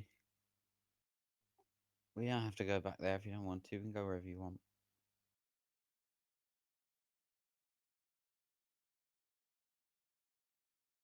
I don't know. I need to face it at some point. I'm just not sure. Not tonight. I don't think. You need to get some rest. You'll do better in your own bed. I hate splitting up again, though. It just doesn't seem right. Don't worry, they're not far away. But we can walk them back to the tavern, and if Adrian and Toto wanted to accompany us and do a little patch up with you, and then Toto can take Adria home.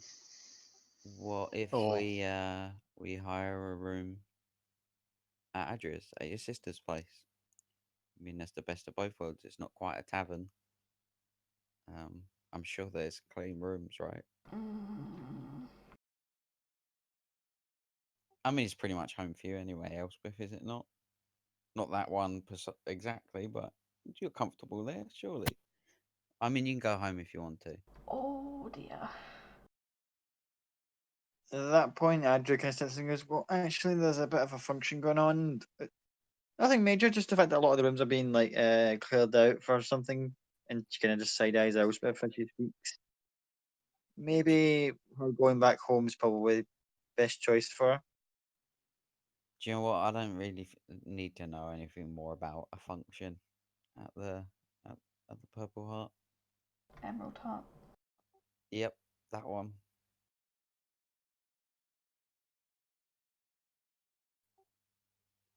We'll walk you home.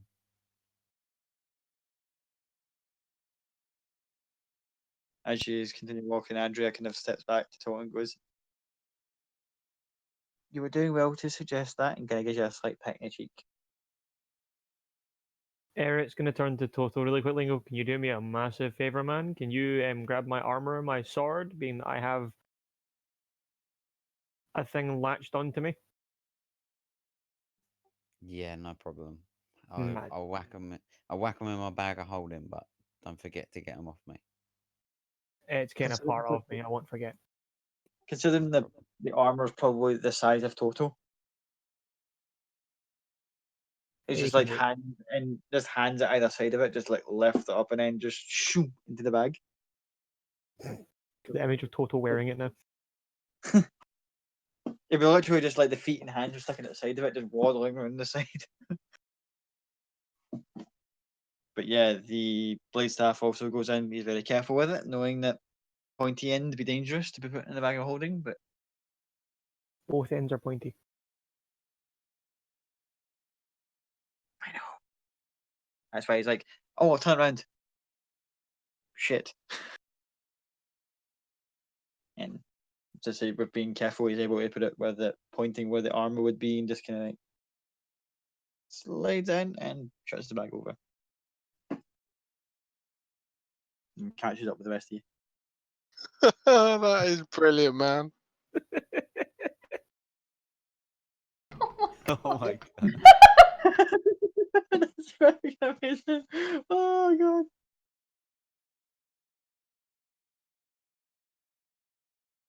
And while we're all kind of just like doing the thing, is Maka doing anything whilst they're on making their way back in particular?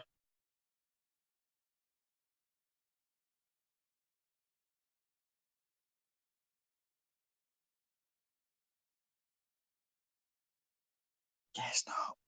Okay, so everyone's all just kind of making their own way back.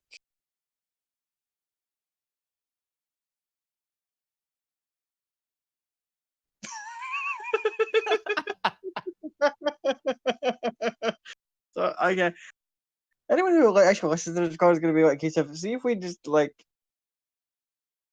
compiled a list of all the memes that's been getting put in the Discord chat when we go immediately quiet, someone's posting something.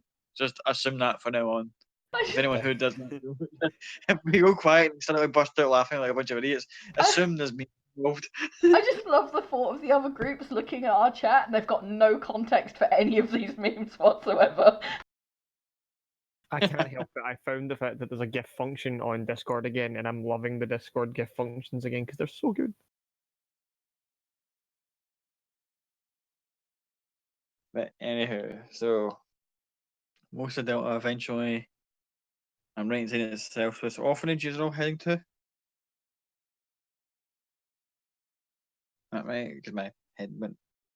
I think we would like walk past the tavern where they stayed last night and drop off Erat, Maka, and Trevi, and Cloud will take Elsbeth back to the orphanage with Toto and Adria in tow. Cool. So you'll drop those three off at the Silvered Horseshoe first, and you guys head off to the orphanage. As they arrive at the Silver Horseshoe, there's harp music being played.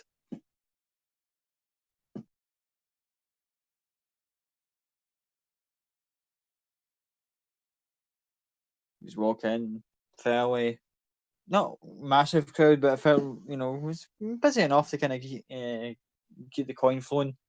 And again, the harp music being played on stage. Barkeep comes in, just goes, right, no chicken business. Does that whole "I'm watching you all" kind of thing. Especially Toto, like you in particular. Eric just looks at Toto and goes, chicken business? He just points to Treevy. Chicken business. Just looks at Treevy in his arm and goes, do I want him on my arm still? Yeah, you're still cradling her in your arms. Yeah, just like, do I want to be holding them still? What did they do to a chicken?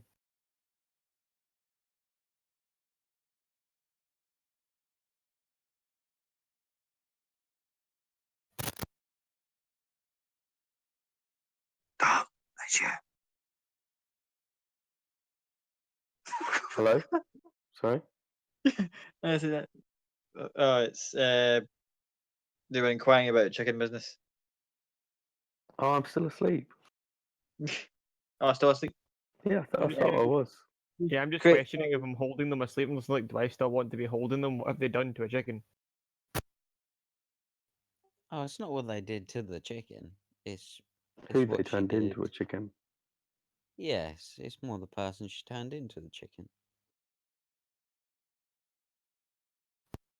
Ah, transforming people into animals. That's definitely this road.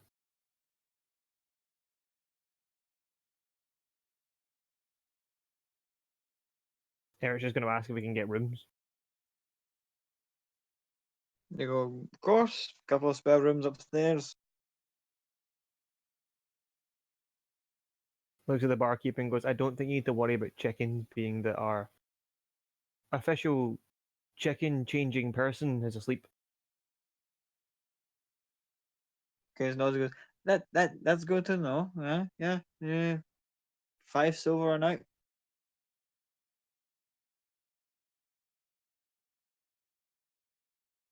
Looks at everyone else. Are we okay with that?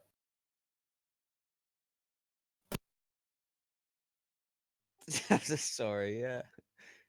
Yeah, I'm fine with I that. have literally zero money in game, so I have to be cool with it. Oh, I'll cover it.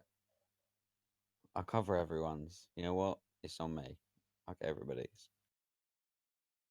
I was under the impression that Treeview was probably going to stay in the same room as Eric anyway, because Eric was going to drop them onto a bed. Yeah, I mean, used to sleeping in the tree.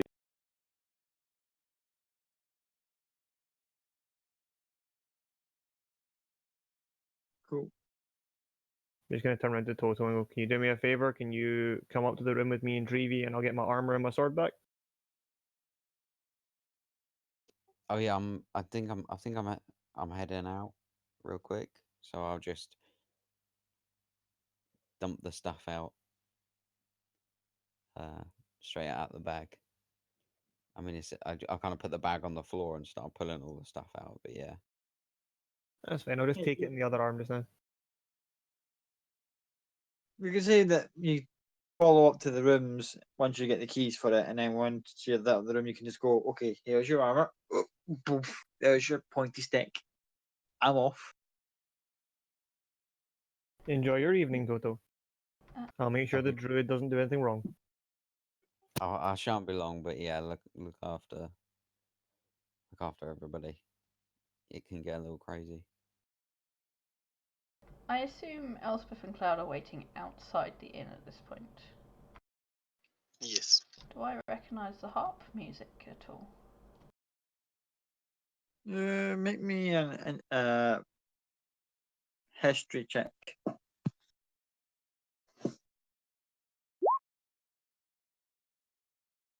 Oh.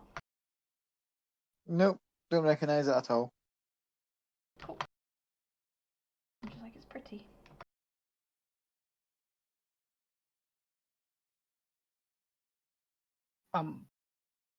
I know it's a bit of a long shot, but would I be able to kind of get any gleam in terms of if they've kind of made their way back to the tavern at all?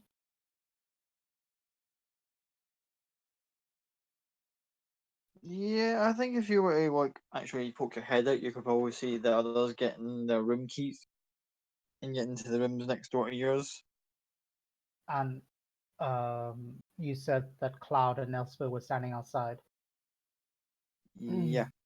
Would I be able to see them at all? Make a perception check when you peek outside. 10. There seems to be a lot of foot traffic outside the tavern, like a bunch of people going for like smoke breaks and coming and going. Can't spot them. I'll pop my head out and see if I can see any one of the party members who is kind of running around. Okay, you open the door, look in the hall, you just see the hulking mass that is Eric, just like carrying a sleeping Treevee in his arms, just getting led into the room. I'm gonna beeline it to him, take out a piece of paper and say, on the paper, just write like, "Where is Cloud?"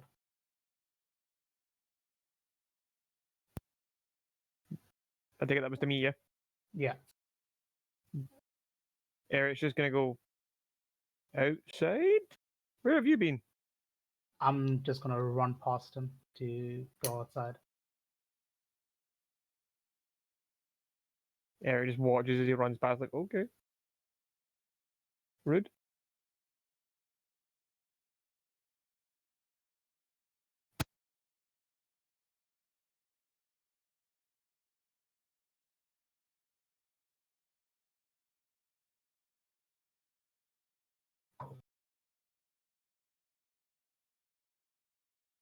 You know what? I actually saw that meme. That meme is actually amazing. I'm loving all these. As like, at some point, if I don't know how like working image rights and that shit we're going for when it comes to like Twitch, but we should get like, an entire like slideshow stroke like compilation of all the memes and gifs that we put in freaking Delta chat, and just to kind of like for context, this is what we put. I And could have that for. I could probably split screen and put the Discord in just the corner, Discord chat. I just don't tend to do it because I don't know if people want their Discord names on Twitch. That's fair enough. I was just thinking, like, just for context, I imagine go here. If you ever wonder what the random bullshit we do, here's like a short form, just like meme, gif, meme, all the way to. Here's our top 5. I don't know what I'd be the guy trying to test that how to pick up your drunk friend, because that looks like I could go wrong in so many ways. I'm gonna keep a note of that for the bar. It's just the elbow to the nuts at the start is a very. I was expecting that elbow, head, or shoulder. Because how that would people. But anyway, right. So, Copy hands over a letter to. Yeah, yeah. And then buggers off. Yeah, I'm just gonna beeline it outside to find Cloud. Okay. You make a perception check when you get to downstairs. And something to head your way out. If you spot him. Finally at 22. 22. Bing! There he is. I'm just gonna be rushing towards him, like looking frantic. I'm still kind of in my like peasant gear, but I'm just gonna run straight to him. So she doesn't look like Elizabeth right now. No, she'll look a bit more casual peasant. Seeing As you get some close, random person running up to us, Elspeth just like starts to panic. Cloud sort of just gently spins so Elsbeth's the opposite side of Cloud as he pulls out a dagger straight to this person's throat. I'll stop and give him the letter that I kind of wrote. Yeah. Quick note, as Elspeth darts back and Cloud goes forward, Adria just sticks herself in the middle. Between me and Cloud? Yeah. Nope. Not like blocking you, but she sees him going forward and you're going back. She's like, okay, I've got. Like, one hand of hers is like on Elspeth, like going like, step back behind me kind of thing as well. Okay.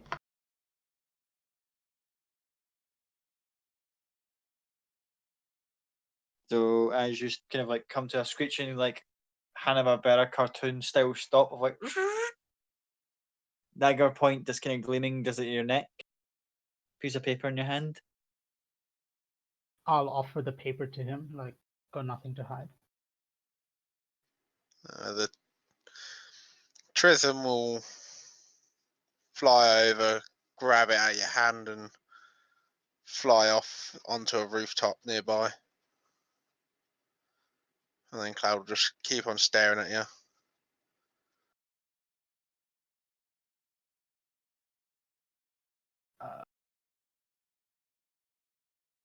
I'll look around for the letter. Why does the little rodent have the letter from that I was gonna give to you?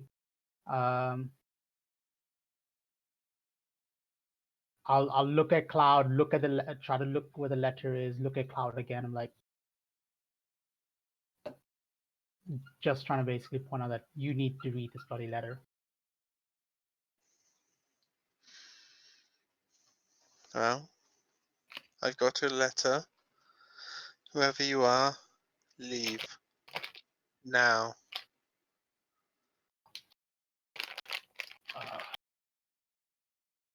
Unless you've got something to say.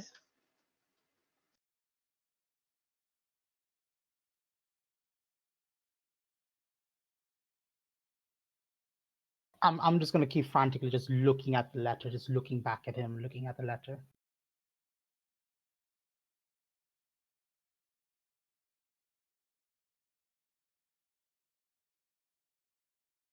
Speaking of, actually, that reminds me, I can do that as well. That's fine.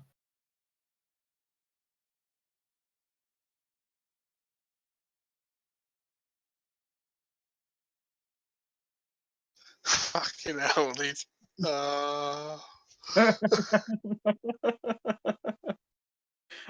god, I wasn't expecting this for it. I know we're trying to do like a chilled out Monday, and this has been like, oh god. Yep. Cloud sort of just nothing. Fair enough. And he'll slowly, obviously with one hand holding dagger at her throat, the other hand sort of on Elspeth's shoulders, start slowly rotating around this person, and then walking backwards with Elspeth and Adria away a little bit.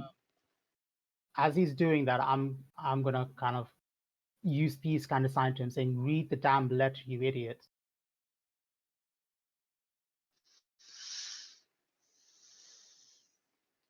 Seeing that, it's like,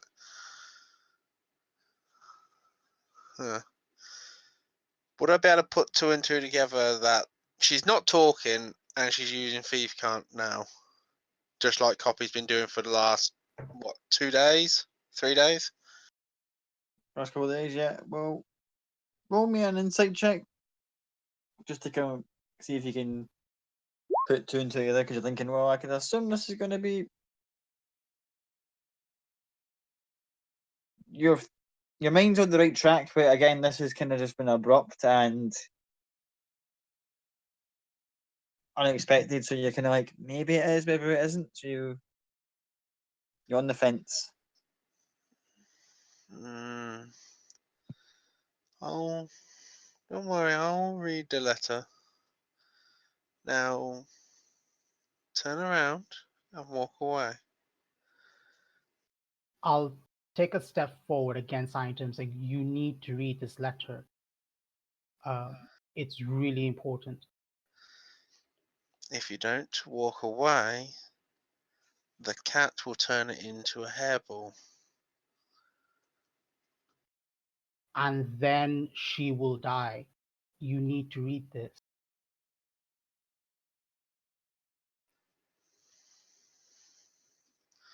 And who is she? The one you're protecting.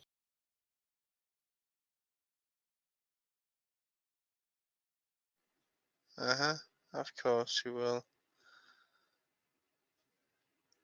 And Cloud will start taking another step away. You already failed her once. don't be too proud to fail her again.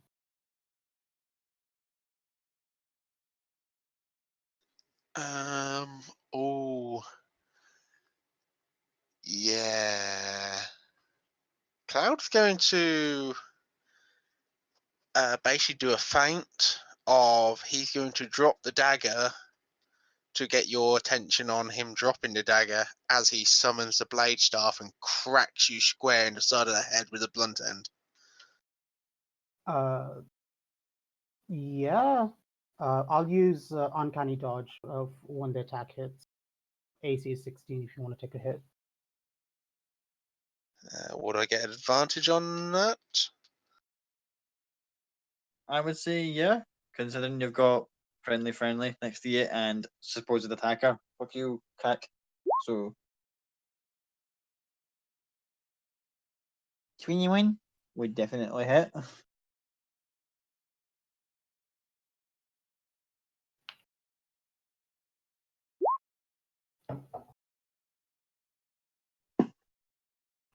So what's that?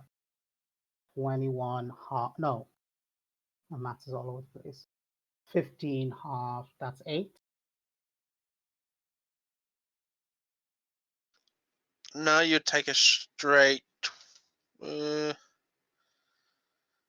off 2, 5. Oh shit! I rolled a 1. Damn you. Well, technically that would be assassinate as well, so everything would be doubled.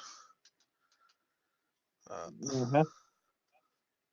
So you would take 13.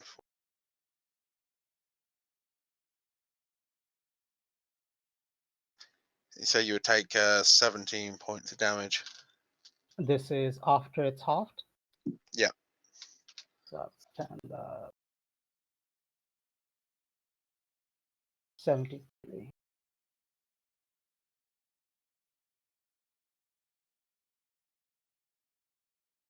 I'll take the hit. Message him again saying, "It's on your head. You need to read the letter." And then I will walk away. Yep. See, before you walk away though, over Cloud's shoulder, depending on how this rolls, 15 probably misses and probably hits the door frame, but a guiding bolt just went over Cloud's shoulder and poof, hits the door frame. Just missing copy by like inches.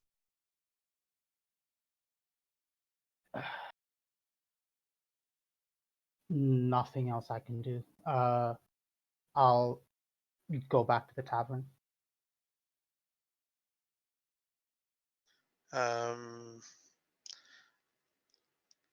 Was that enough damage to draw blood, may I ask?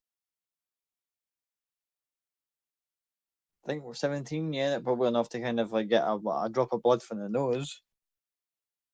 Cloud will crack out a small cotton, quickly just rummage through his handy haversack through his alchemy kit, and sort of use a bit of rag to dab up the blood, and then pop it in a vial. Cool. And then he will telepathically message Toto to hurry up. Someone's talking about threats to Elsbeth. I assume I'll be coming out by now, right? You know, you'll be making your way downstairs. There would be a crowd that would have muffled the noise after the performer was finished with the harp music. But the last few seconds, as that message came through, you'd have seen the flash from outside where the guiding bolt was. Thought nothing of it until they get your ass out here. Yeah, then I'll just start running. Just push my way through, get out as quick as I Cool. Awesome. Treevy's still asleep. Would Eric have came down with Toto, or is he upstairs? I'd have dropped Treevy off and I'd probably have headed back down to the bar just normally, but would I have seen Toto kind of sprinting out? Make me a perception check because the place is quite busy. Perception.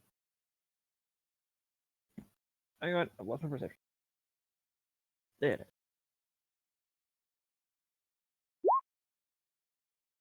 Yep. You see, making his way through the crowds towards the exit is Toto just running off.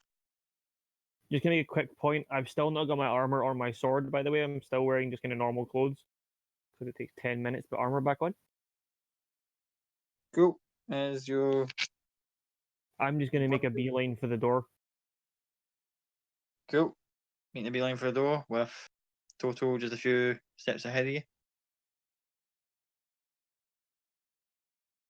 Copy in your disguise will be walking in, just like seven folk. You see, especially with a bit of blood running in their face, but you don't have any presumptions as to who they are. Yeah, Toto would be too concerned with getting outside. Cool. So strangers in the night passing. You guys arrive outside to see Cloud in a defensive stance with his blade staff in hand.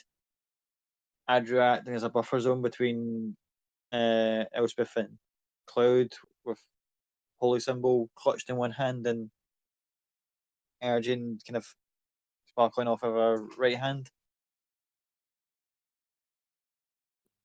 I'll just kind of run out and just pull my bow. So what happened? Where are they?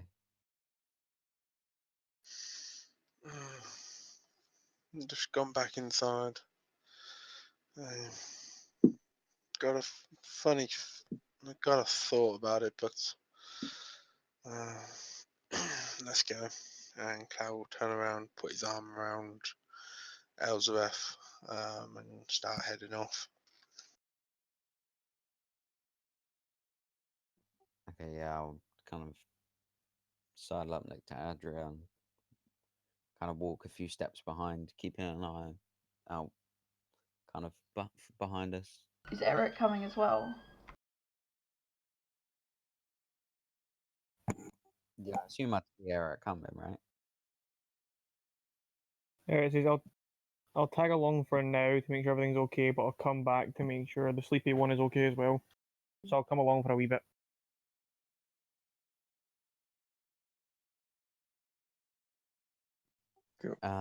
Knowing about, yeah, we're hearing that there's a threat, I'm gonna cast Pass Without a Trace on everyone so that we can't be tracked. And for once, I don't sound like a church bell while walking. Um, If you're not stealthing, it means that you can't be tracked unless by magical means. Elspeth has her head on a swivel. She's literally jumpy as fuck and constantly looking around.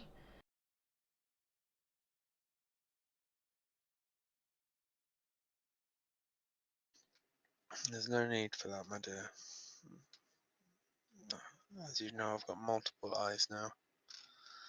As he looks up and you see a quick glimpse of the Tresem jumping across rooftops.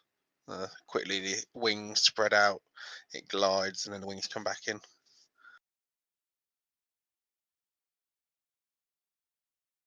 Oh, she's not in her right mind right now. She'll respond with, your multiple eyes didn't help me last time.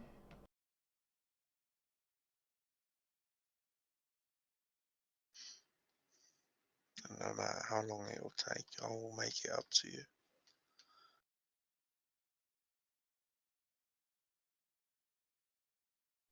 Toto will notice that Adria's got a bit of a nervous shake in her hands as she's walking side by side, just a few paces behind Cloud and Elspeth, and kind of more side on with Toto in front of Eric. I'll kind of go to hold her hand and just say, "Are you okay? I know it's some crazy stuff going on. Are you alright?" She takes your hand and goes, "Just a little fright, that's all." Yeah. Yeah, that happens a lot. I'm sorry about that. Just kind of You don't looks need to down be at you, scared. be a height, and just kind of goes, Not your fault. No, most of the time it's not, but yeah, just sorry anyway to put you in this position, but we're pretty good most of the time at looking after each other. I mean, you kind of got a bit sad thinking about what happened to Elspeth most of the time.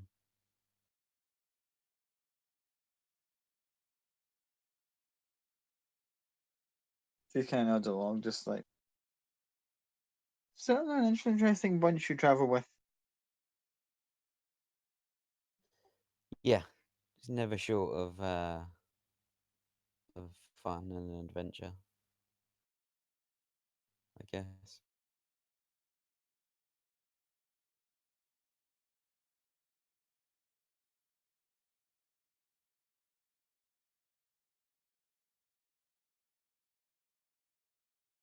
A few moments pass and you end up at the door of the orphanage. Has Eric followed us all the way here? Oh, poor Eric. Yep, At the moment, yes. yep, he's following straight behind you.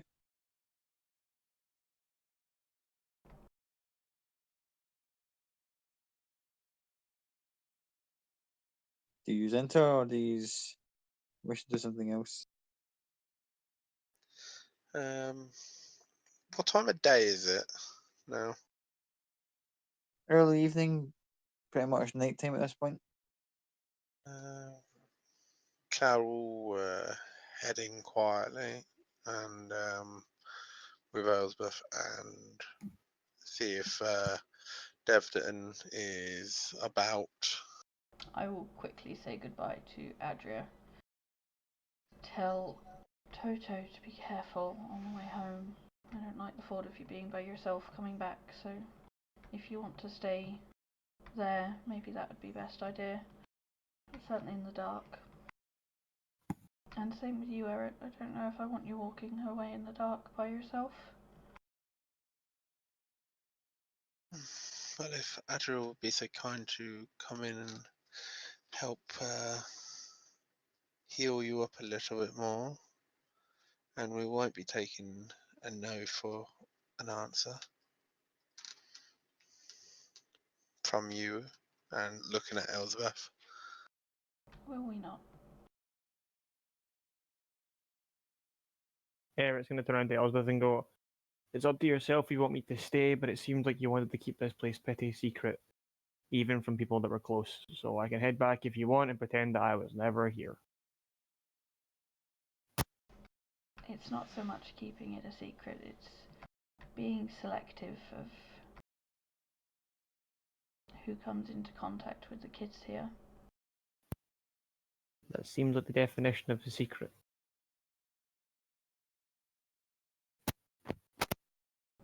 You haven't yet struck me as the type of person that would do anything to hurt them. In fact, you're probably quite the opposite, so if I had wanted to keep it secret, I wouldn't have allowed you to follow. I'd have told you to go back to the inn.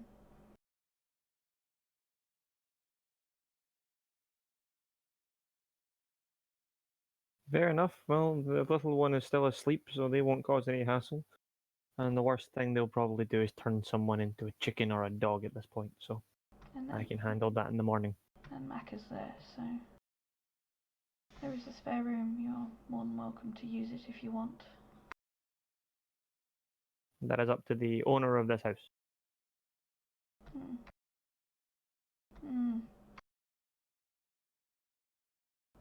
He doesn't tend to argue with me very much.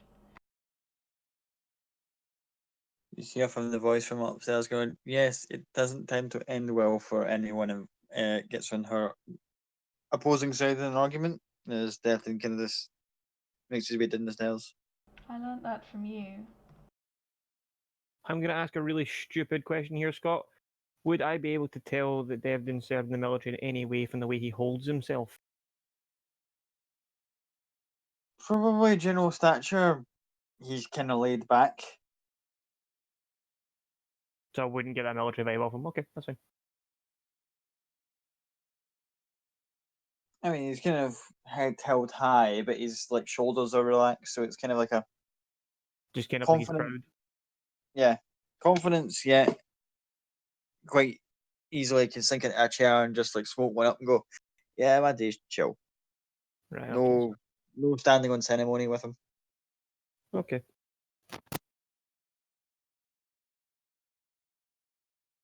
I will go Devden. This is Eret and Adria. You've met Toto before, and obviously you know Cloud. This is Devden. He runs the place. I shake Devlin's hand and go, well, you've done a good job from the looks of it. Seems safe and secure. Things that all kids need. Andrew does the whole kind of click the heels together and just half bow. You think?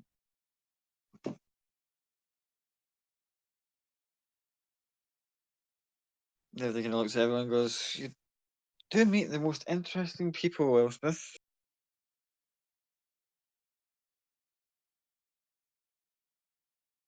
Yes, I do. But you also taught me not to judge a book by its cover, so don't start doing it now. You're just going to raise an eyebrow at you and goes, well, there's fresh tea in the kitchen if any of you require some. Is Eret okay to use the spare room this evening? He shrugs and goes, why wouldn't it be okay? I should Exactly. what you can testify it almost in a second goes, oh, just a word of warning, the support bit struts in the bed are a bit all the one. I've been meaning to replace it for a while, so just be careful in case it breaks. As he kind of turns on the spot and walks away. I'm just going to under my breath go, well, the other one last night were a lot sturdier, so I'll be more careful tonight.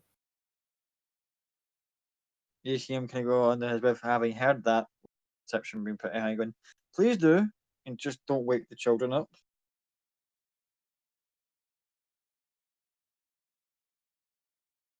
I will lead them all to the kitchen if they want a cup of tea. Tea would be lovely.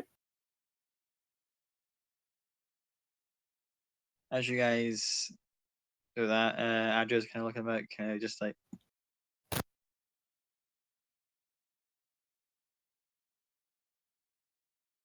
goes up to Cloud, taps him on the shoulder, and just kind of signals him to step back for a sec. Cloud does. You go, Cloud, sir, I kind of making sure that Elspeth can't hear when she looks around and goes, she's not doing okay. No. That's not already. Yeah, she kind of like never says his, but she's not letting me do thing, and I make it kind of a point of if people say no to stick by that. I'm not telling you to forcibly hear her, but she needs to understand that it doesn't do her much good to be like this. And pardon me, sir, but I'm just bringing to your attention that it's not just the obvious wounds that are still going to need attending to. Trust me, I definitely know that front. You can ask Cora when you get back to the Hearts. I walked her through the same situation, my dear. Elspeth is strong. I'm sure I can walk her through this. I'm sure you just may go. I'm sure you can, sir. Just she kind of gives a kind of half bow. Goes, no, if you'll excuse me, I'm gonna head back to the Emerald Heart. I think it's way longer than an afternoon we've been away for, and I think your sister will probably give me a kick out the backside for being longer.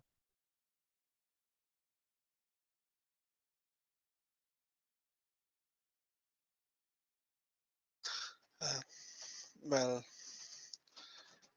For this time, just tell her the silver lining got in your way.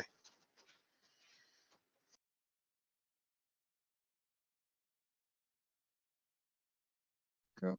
She kind of just like going, oh no. And she kind of walks by. She just says to Toto, "Is like, would you mind walking us back so far?" It would be my pleasure. I kind of lead her out and just turn to the rest and say, um, "You guys all staying here tonight?"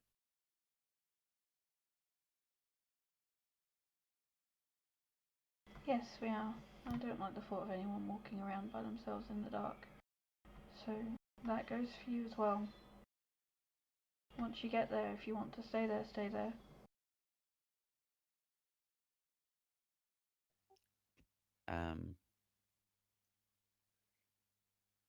Yeah, maybe I might fly back and just because Treevy's still at the other place and Treevy has Maka. she's that doesn't fill me with confidence. No, true. Good point. I've got the fly, I've got the rug. Eric, you can keep hold of the horse for a bit. At this point, what's happened is Eric's holding the horse in his hand, ready to give it back to Toto. Just horse. I will go. Toto, do you have your earring? This is gonna sound really stupid. If you give that to Eric, you can borrow Maka's when you get there, or take it. She doesn't tend to use it, and let us know you've got back safe. That's a good idea. I'll take my earring out of my pocket and give it to Eric. We need to find Azzy and get the other earring off of him. Maybe that can be for Treevy. Yeah, we'll go and get Treevy one tomorrow. Just be safe, yeah? Yeah, I'll let you know when I'm back. Just get some rest.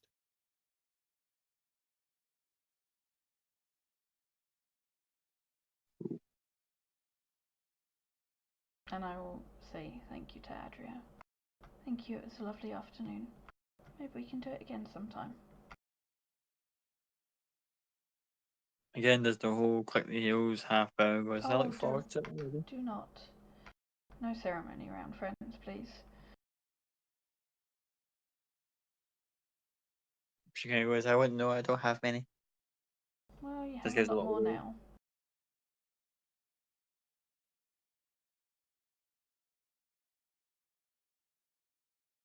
And then she leaves the front door. She says, "See you all again soon."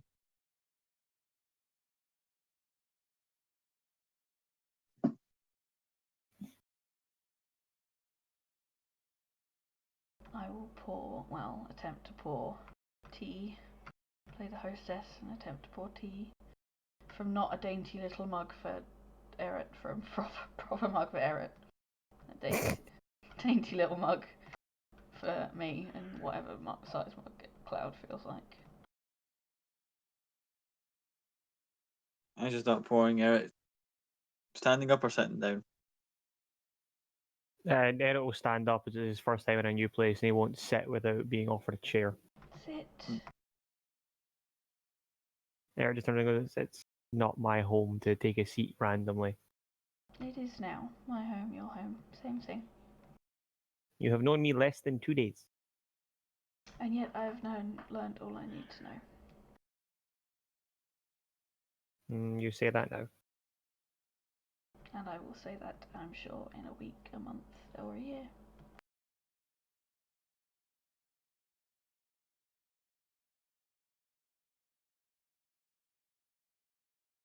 Eric's going to turn to Cloud and say, "Can I speak to you in private for 2 seconds?" Of course, and Cloud will click and summon the Trism and help and gesture for Elsbeth to sit down and try and relax a little bit. We'll just be in the other room, and he'll again kiss her on the cheek and step to the other room with Eric. Once you're in the other, oops. So you guys, I said, did you walk in the other room? Once we're in the other room, the door's closed. I'm going to say to Cloud, we were wrong, very wrong about the information we had. We had a list of people that we thought, this is probably not the best time to bring this up, but if I don't bring it up now, considering what happened tonight, I figure it's better to tell you now, especially you over everyone else. Toto jumped to conclusions, Treevy's too childish, and I don't trust the rest of them enough yet. You seem to be the one that's dependable in the group at the moment. Elsbeth is not in the right frame of mind to understand the information I'm about to give you, and it might even make it worse. We were wrong. The information we had showed that there was multiple deaths. There's a time jump between them, and the information changes drastically after the time jump. Jackson was just the latest in a longer line. FYI, Eric is doing his best to keep his voice as low as humanly possible. Noted. I've still got a list, and I've still got a map of where things were. But from the looks of it, there were people before him. He was just copycatting or following on.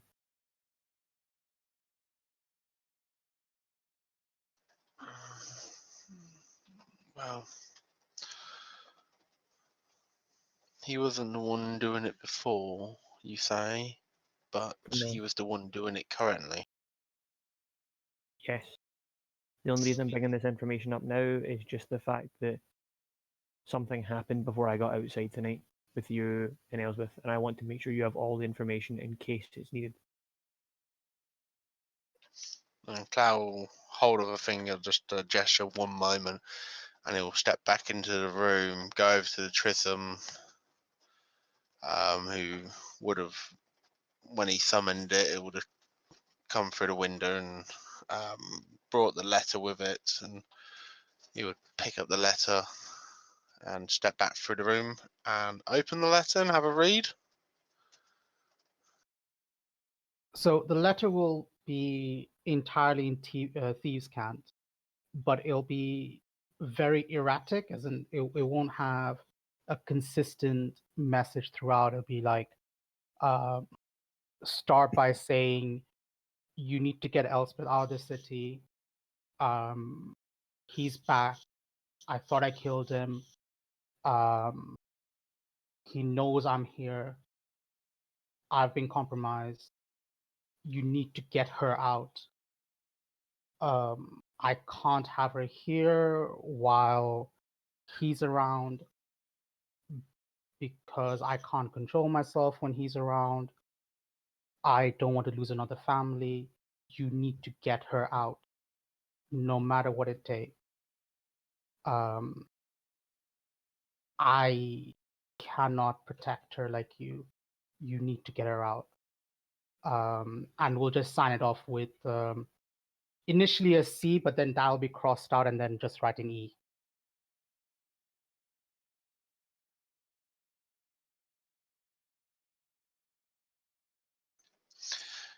Once Cloud gets to that point, he'll sort of shake his head like that fucking idiot and say, yeah,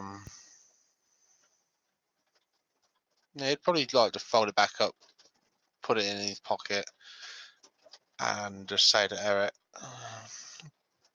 the incident just a little while ago at the tavern was something different and another issue the group's had for a little while that they definitely need to sort out, but I think hopefully the deal with Jackson will be, well, he's gone. Hopefully this will be a period of time between someone else. Maybe it's something along the lines of he gained the power to summon those things, or there was something we missed. An item. Scott, Yeah, huh?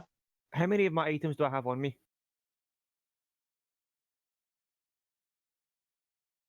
Like, how Most many of the of- things? So most of it is not my armor or my sword. Yeah, all your items are untouched. Give me 1 second. While they're in there, Elspeth is going to stand up, pick up the Tristram, and go. When he starts looking for me, let him know I'm in the music room. I'm taking you with me though. And she'll go over to the music room and sit down at her piano.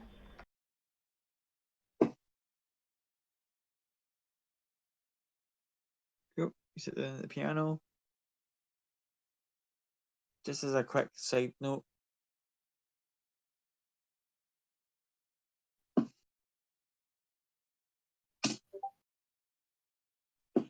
as Trivy's napping,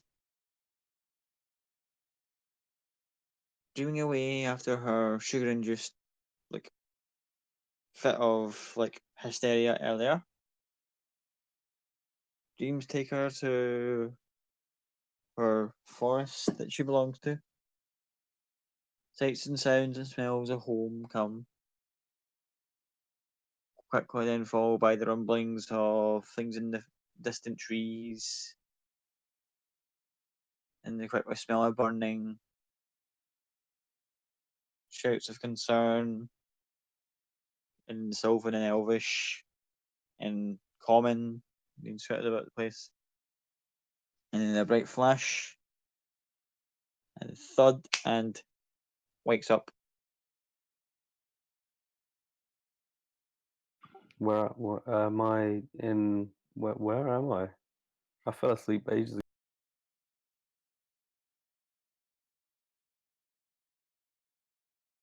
Yeah, you wake up in the tavern, just kind of looking around.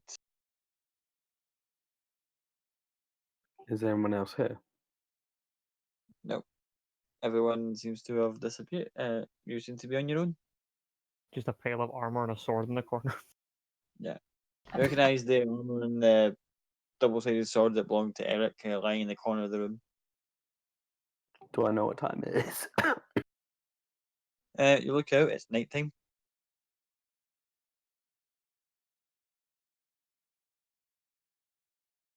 Like, very late. Okay. Maybe just go downstairs. Cool. As you go downstairs, you can see that the tavern is quite busy. There's hot music still being played by a gentleman on the stage. Anything in particular Treevy would like to do? Yeah, go and get a drink. Okay. Barman's just kind of sitting there, just like fumbling a bag of coins as he sees you approach. Can I help you? Can I have a drink, please? I'm kind of thirsty. What would you like? And I think Chewie is kind of confused, doesn't realize there's options. Just looks at him, kind of puzzled. One of the barmaids kind of looks at you for a second and kind of goes, get her a drink of water. She looks like she's had a bit of a rough-ish day, kind of looks, because knowing that you've got like just like that look of I've just woke up from a nightmare kind of thing, or look of surprise, like give her a water for now until she figures out what she wants. Yeah. Barman just kind of goes back, reaches behind the sink for a sec, flagging the water. No charge for water there, but anything else will cost you. Um, yeah. Uh, Trevi just nods and goes to find like a booth, an empty one. Cool. You see an empty seat just kind of like midway through the room. Sit down and you can just see the gentleman playing the harp, the crowd just palm of his hand, typical bard, like sort of like I've got everyone just playing here, just like ding ding ding ding noise, bard like nonsense.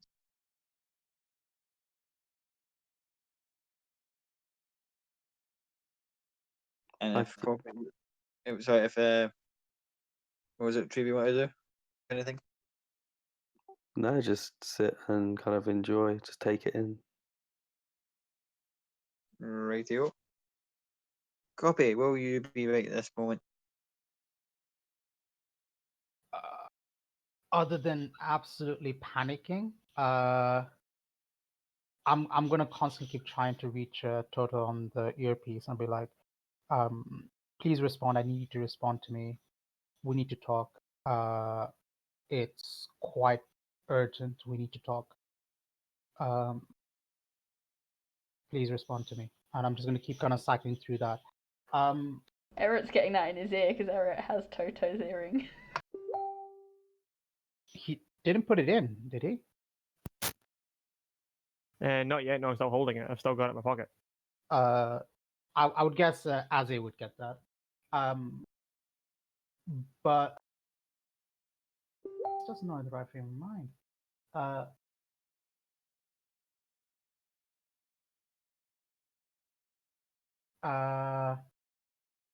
Yeah, that's what I was gonna do. I'm gonna give the. I'm gonna write another note. This one addressed to Elspeth.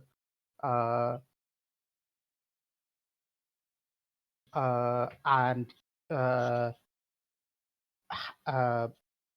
put in a quick bit of an envelope along with the necklace around her neck, and give it to the bird to see if the bird can go and find Elspeth and give it to her. But like a carrier pigeon almost. Cool. You give them a message to the bird, send the bird off. We'll see if the bird can manage to find her in all due time. And while this is going on, by this point, Toto would have got back to the Emerald Heart with Adria. She'll say, "Well, thank you for this afternoon and walking me home." That's okay. Thanks for coming and hang out, and thanks for helping everybody out too. And just thanks for going with everything.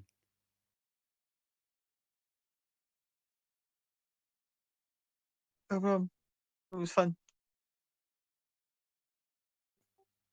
I'll see you again soon. Yeah, hopefully. And she gives you kind of like a, she kneels in and gives you a hug.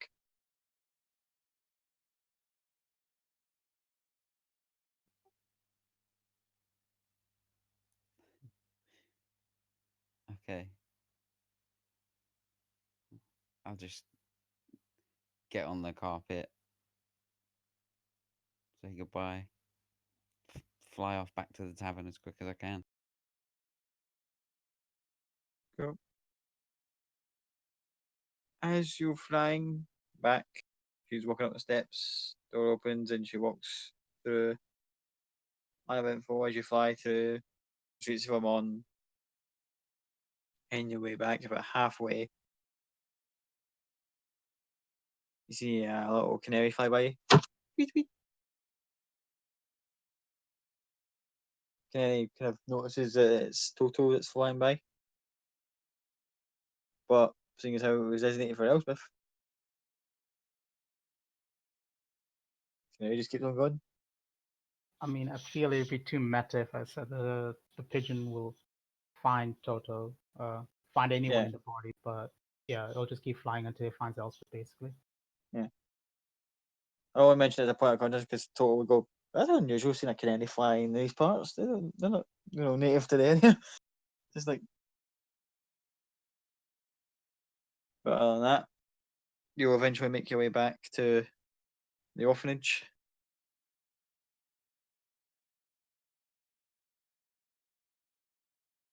Guessing you'd park outside or whatever, and then I think Yeah, he's I was going to good. the I was tavern. going to the tavern, yeah, where Treeview was. okay, sorry, I'll show you. park up outside, hold the carpet up? Do you enter the tavern? Do you go upstairs? Do you stay in the lower floor? What do you do? Yeah, probably just go straight to bed. It's been a long day. Been a long few days. Hey, Cool. we told you to get the earring. Oh yeah, that is true. I was told to go and get the earring unless it's too late to go swing by is it the Platinum Dragon where Azzy is? I think it was Macca's I told you to get. Oh yeah, Macca's one. Yeah. Oh yeah, I'll I've see if I seen can get Maka the earring. been sitting in the bar, just listening to the music, and you kind of just spot her in the crowd, given that there's like a almost 5 foot perimeter where no one's came near her because she's scary. Yeah.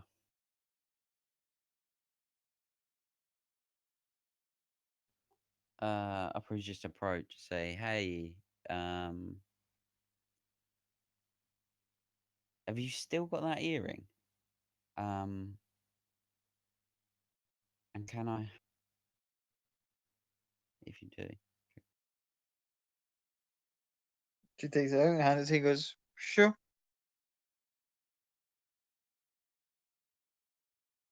And just hands you the earring, no issue.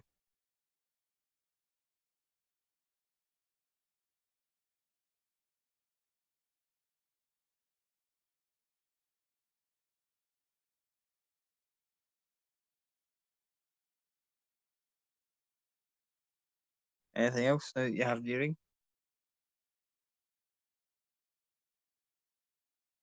Oh no, did Sam die?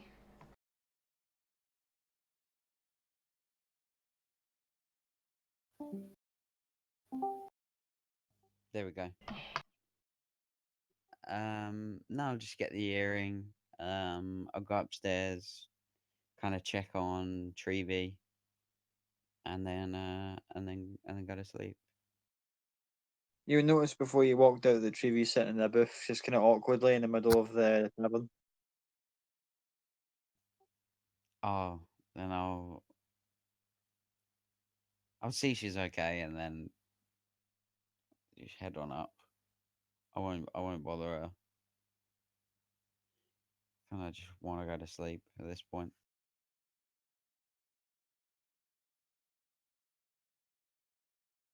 Cool. Check on her, she seems fine. Go upstairs, go to bed. And unless anyone else wants to do anything before the evening is out, we'll make that the long rest. I don't know if Eric and Cloud had finished their conversation. I said if anyone else wants to do anything first, otherwise that's the long rest. I've got one thing I want to do with the conversation, and that's it. Cool.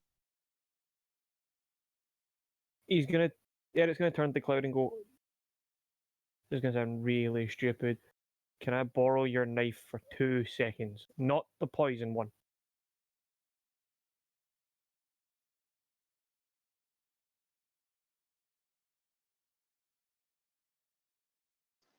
Just checking. Yep. Cloud pulls out 2 normal daggers. Only needed one. Eric takes his left hand and cuts down the middle of it. No, right hand. Takes his right hand and cuts down the middle of it. And puts his hand out and goes, no matter what happens, I will stick around to make sure that everything goes well for you two.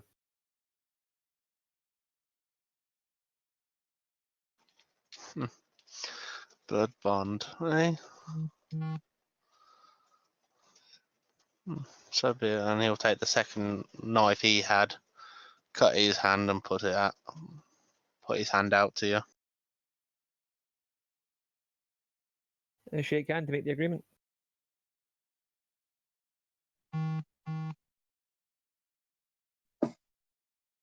Cool. Careful, you might get pregnant now. Oh my Weird, god, I've got scaly, furry future, thing. Futurama flashbacks. Oh god.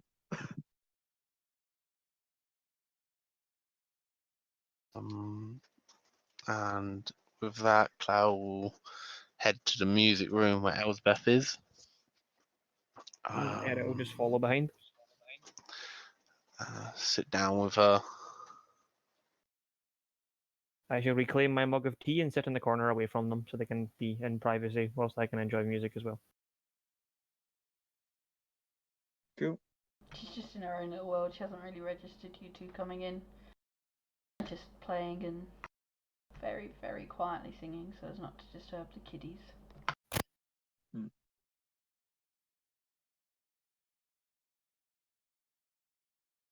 And as you're playing away, as Eric sits down just outside the music room, he looks over at a nearby cabinet and just notices a pair of eyes just peering over the top of it.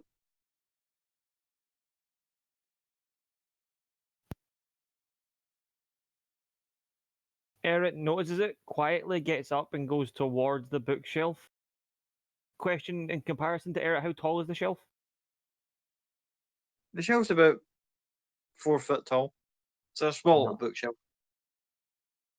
He just quickly puts his hand down the back and kind of grabs the scruff of the neck of whatever's back there. You just hear a eyes, then lift up and just see with the little legs is dangling off the floor. A little, it's a small kid. One of the kids who's up past his bedtime. Just wide eyed, the sight of this dragonborn in the office, just like, oh, I put him down on the ground and go, shouldn't you be in bed? and just slowly just nods his head, not saying a word. Well, if you don't want Devlin to know you're awake, if you go back now, I'll never tell him you were awake past your bedtime. Kind of looks up towards Devlin's office, then just looks back at you and just kind of nods, and then just kind of scurries off.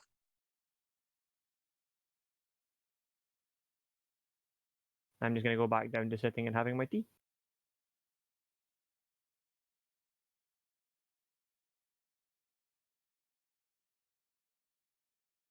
Cool.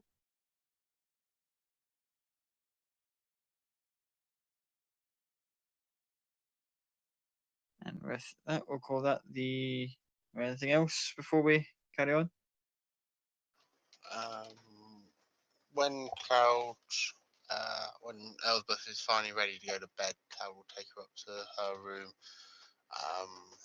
Obviously, let Elsbeth gesture for Eric to which room he's in. When they're alone in the room, he will do his ritual to take out the kiss of the Changebringer, and he will give it to Elsbeth and say, with this, you will never be able to be taken away. Nobody will be able to grab you unless you want them to.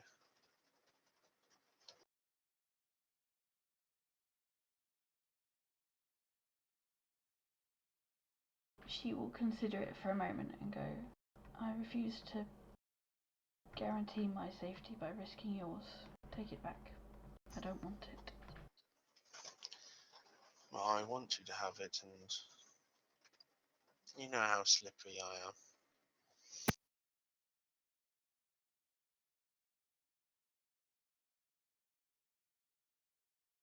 Sorry, Becca's laughing, Elspeth would not be. I know what I said.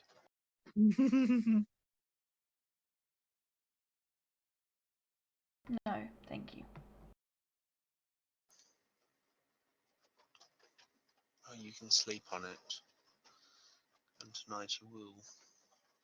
Well, I know you do not sleep, but you will rest properly tonight. Because I will be staying up all night to make sure. Because you need to rest and heal.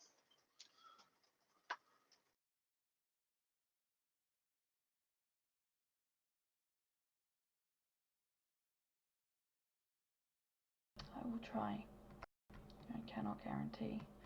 The problem with elven trances, rather than sleeping, is you have to focus your mind somewhere, and I'm fairly sure I know where mine will go. So I do not guarantee how long I will be asleep, because it's just easier to phrase it that way. But I shall try. Out of game, how does Elizabeth meditate? Does she sit? Does she lay? It depends. Is it like cross-legged or? It just depends how she's feeling. Certainly with Cloud, she tends to do it laying down, just because obviously it's a bit weird for her to be sat up next to him while he's laying down sleeping. So certainly with Cloud, definitely she's been mainly laying down to trance. But he will have noticed when they were like Learmon's tiny hutting it in the forest. She mainly sits up, but with him, she's been laying down.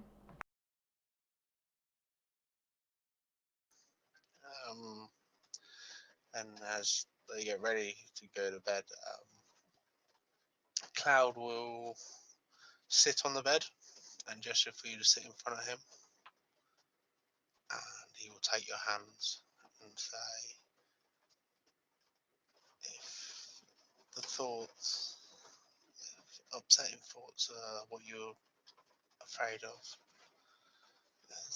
I will be here. And he will take your hands. And if you remember, you asked me a funny question some time ago,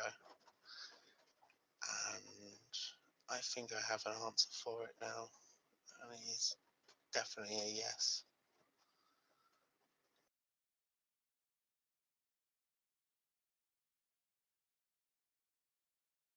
Elspeth would probably remember the funny question. Becca does not. Ooh, should I tell you? Because would Elspeth remember? Probably. Elspeth asked Cloud and Toto a question a long time ago on the road just outside of Stillbend something. Oh, yes, I do remember. I think.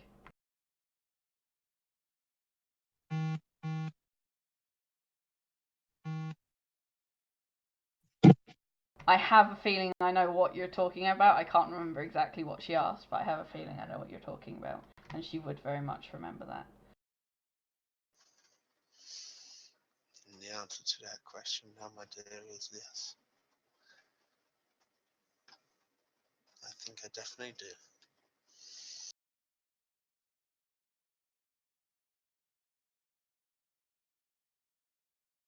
She will not say a thing. She will give you a kiss, a proper kiss, not on the cheek or anywhere, on the lips. And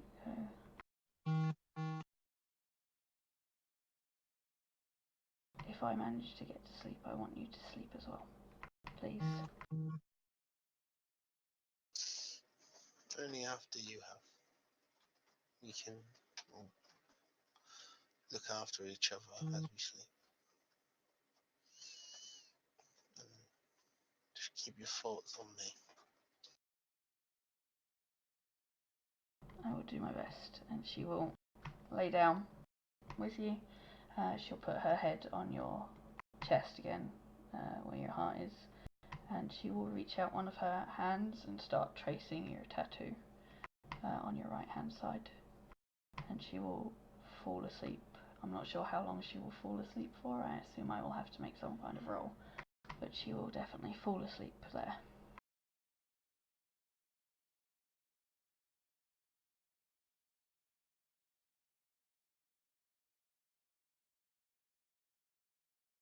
Cool.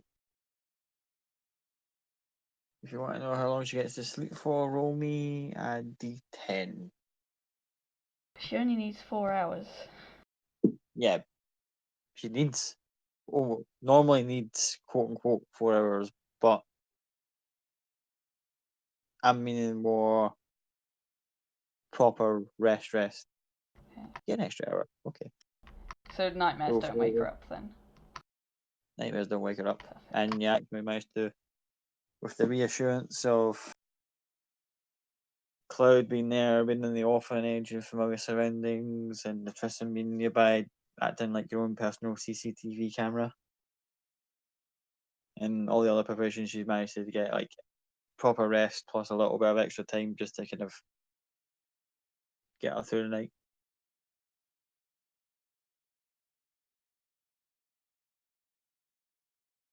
Call that for everyone else if they want to have a long rest. Cool. Sorry. Copy isn't. Around like 8 o'clock or around that time, she's gonna try to sneak out and try to go to where this shop is. And just like a few minutes away from that place, she'll activate the Ring of Silence, and then just kind of try to sneak around just so she can eavesdrop on any kind of activity between this place for about 10 minutes before she goes back to the inn. You know that the Ring of Silence will give a 15-foot bubble with no noise, so if anyone's speaking in 15 feet. Yeah, I'll be 15 feet away from that. So I just want to kind of basically, the purpose behind it is I just want to make sure I get advantage on stealth checks. I can approach us quietly so I can kind of listen in, because he clearly knows I'm tracking him.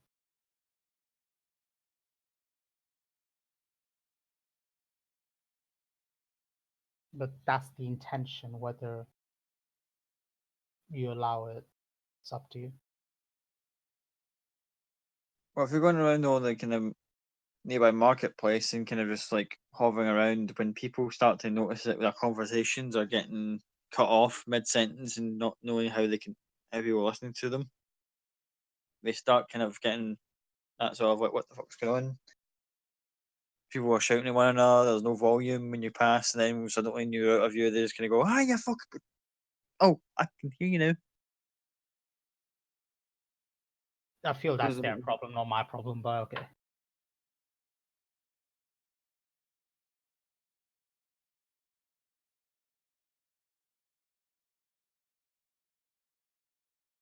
But yeah, anyone else want to do anything in the morning before we call it the following, before we go into the next day proper and pick it up next time? Probably just Toto would be on the earpiece like first thing in the morning, just checking in, seeing if Eric's got his, just making sure that everyone's all right.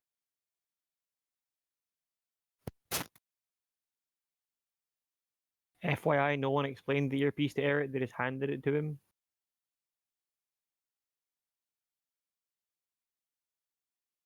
He's not good at magic or any magic implements or like that.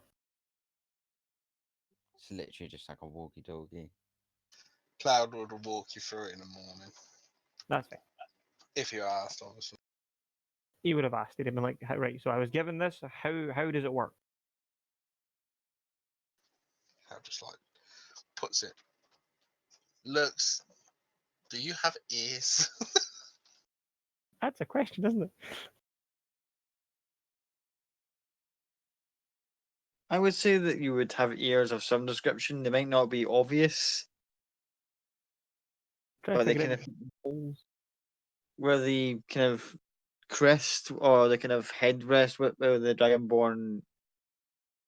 You know how each of the dragonborn different types all have that distinguishing kind of crown effect to them. I would say that Yeah, you're probably behind where the horns would be, or underneath. it works somehow. We'll just say that. Cloud just like sticks it behind your horn and just go, that should work. And you just like, you think of communicating with the others and you can communicate with the others. That would have been handy 2 days ago. That's why I said to take copy. There were reasons I didn't do that. There's reasons why I wanted you to do that. It wouldn't have been good for Copy's health. I don't really have a problem with that.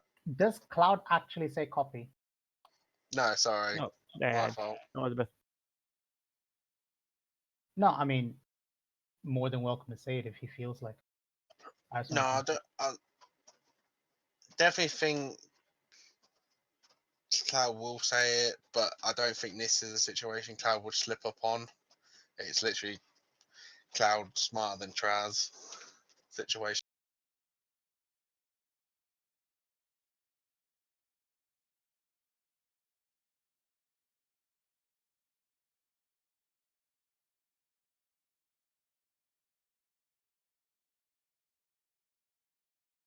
I think that's us done for the evening then.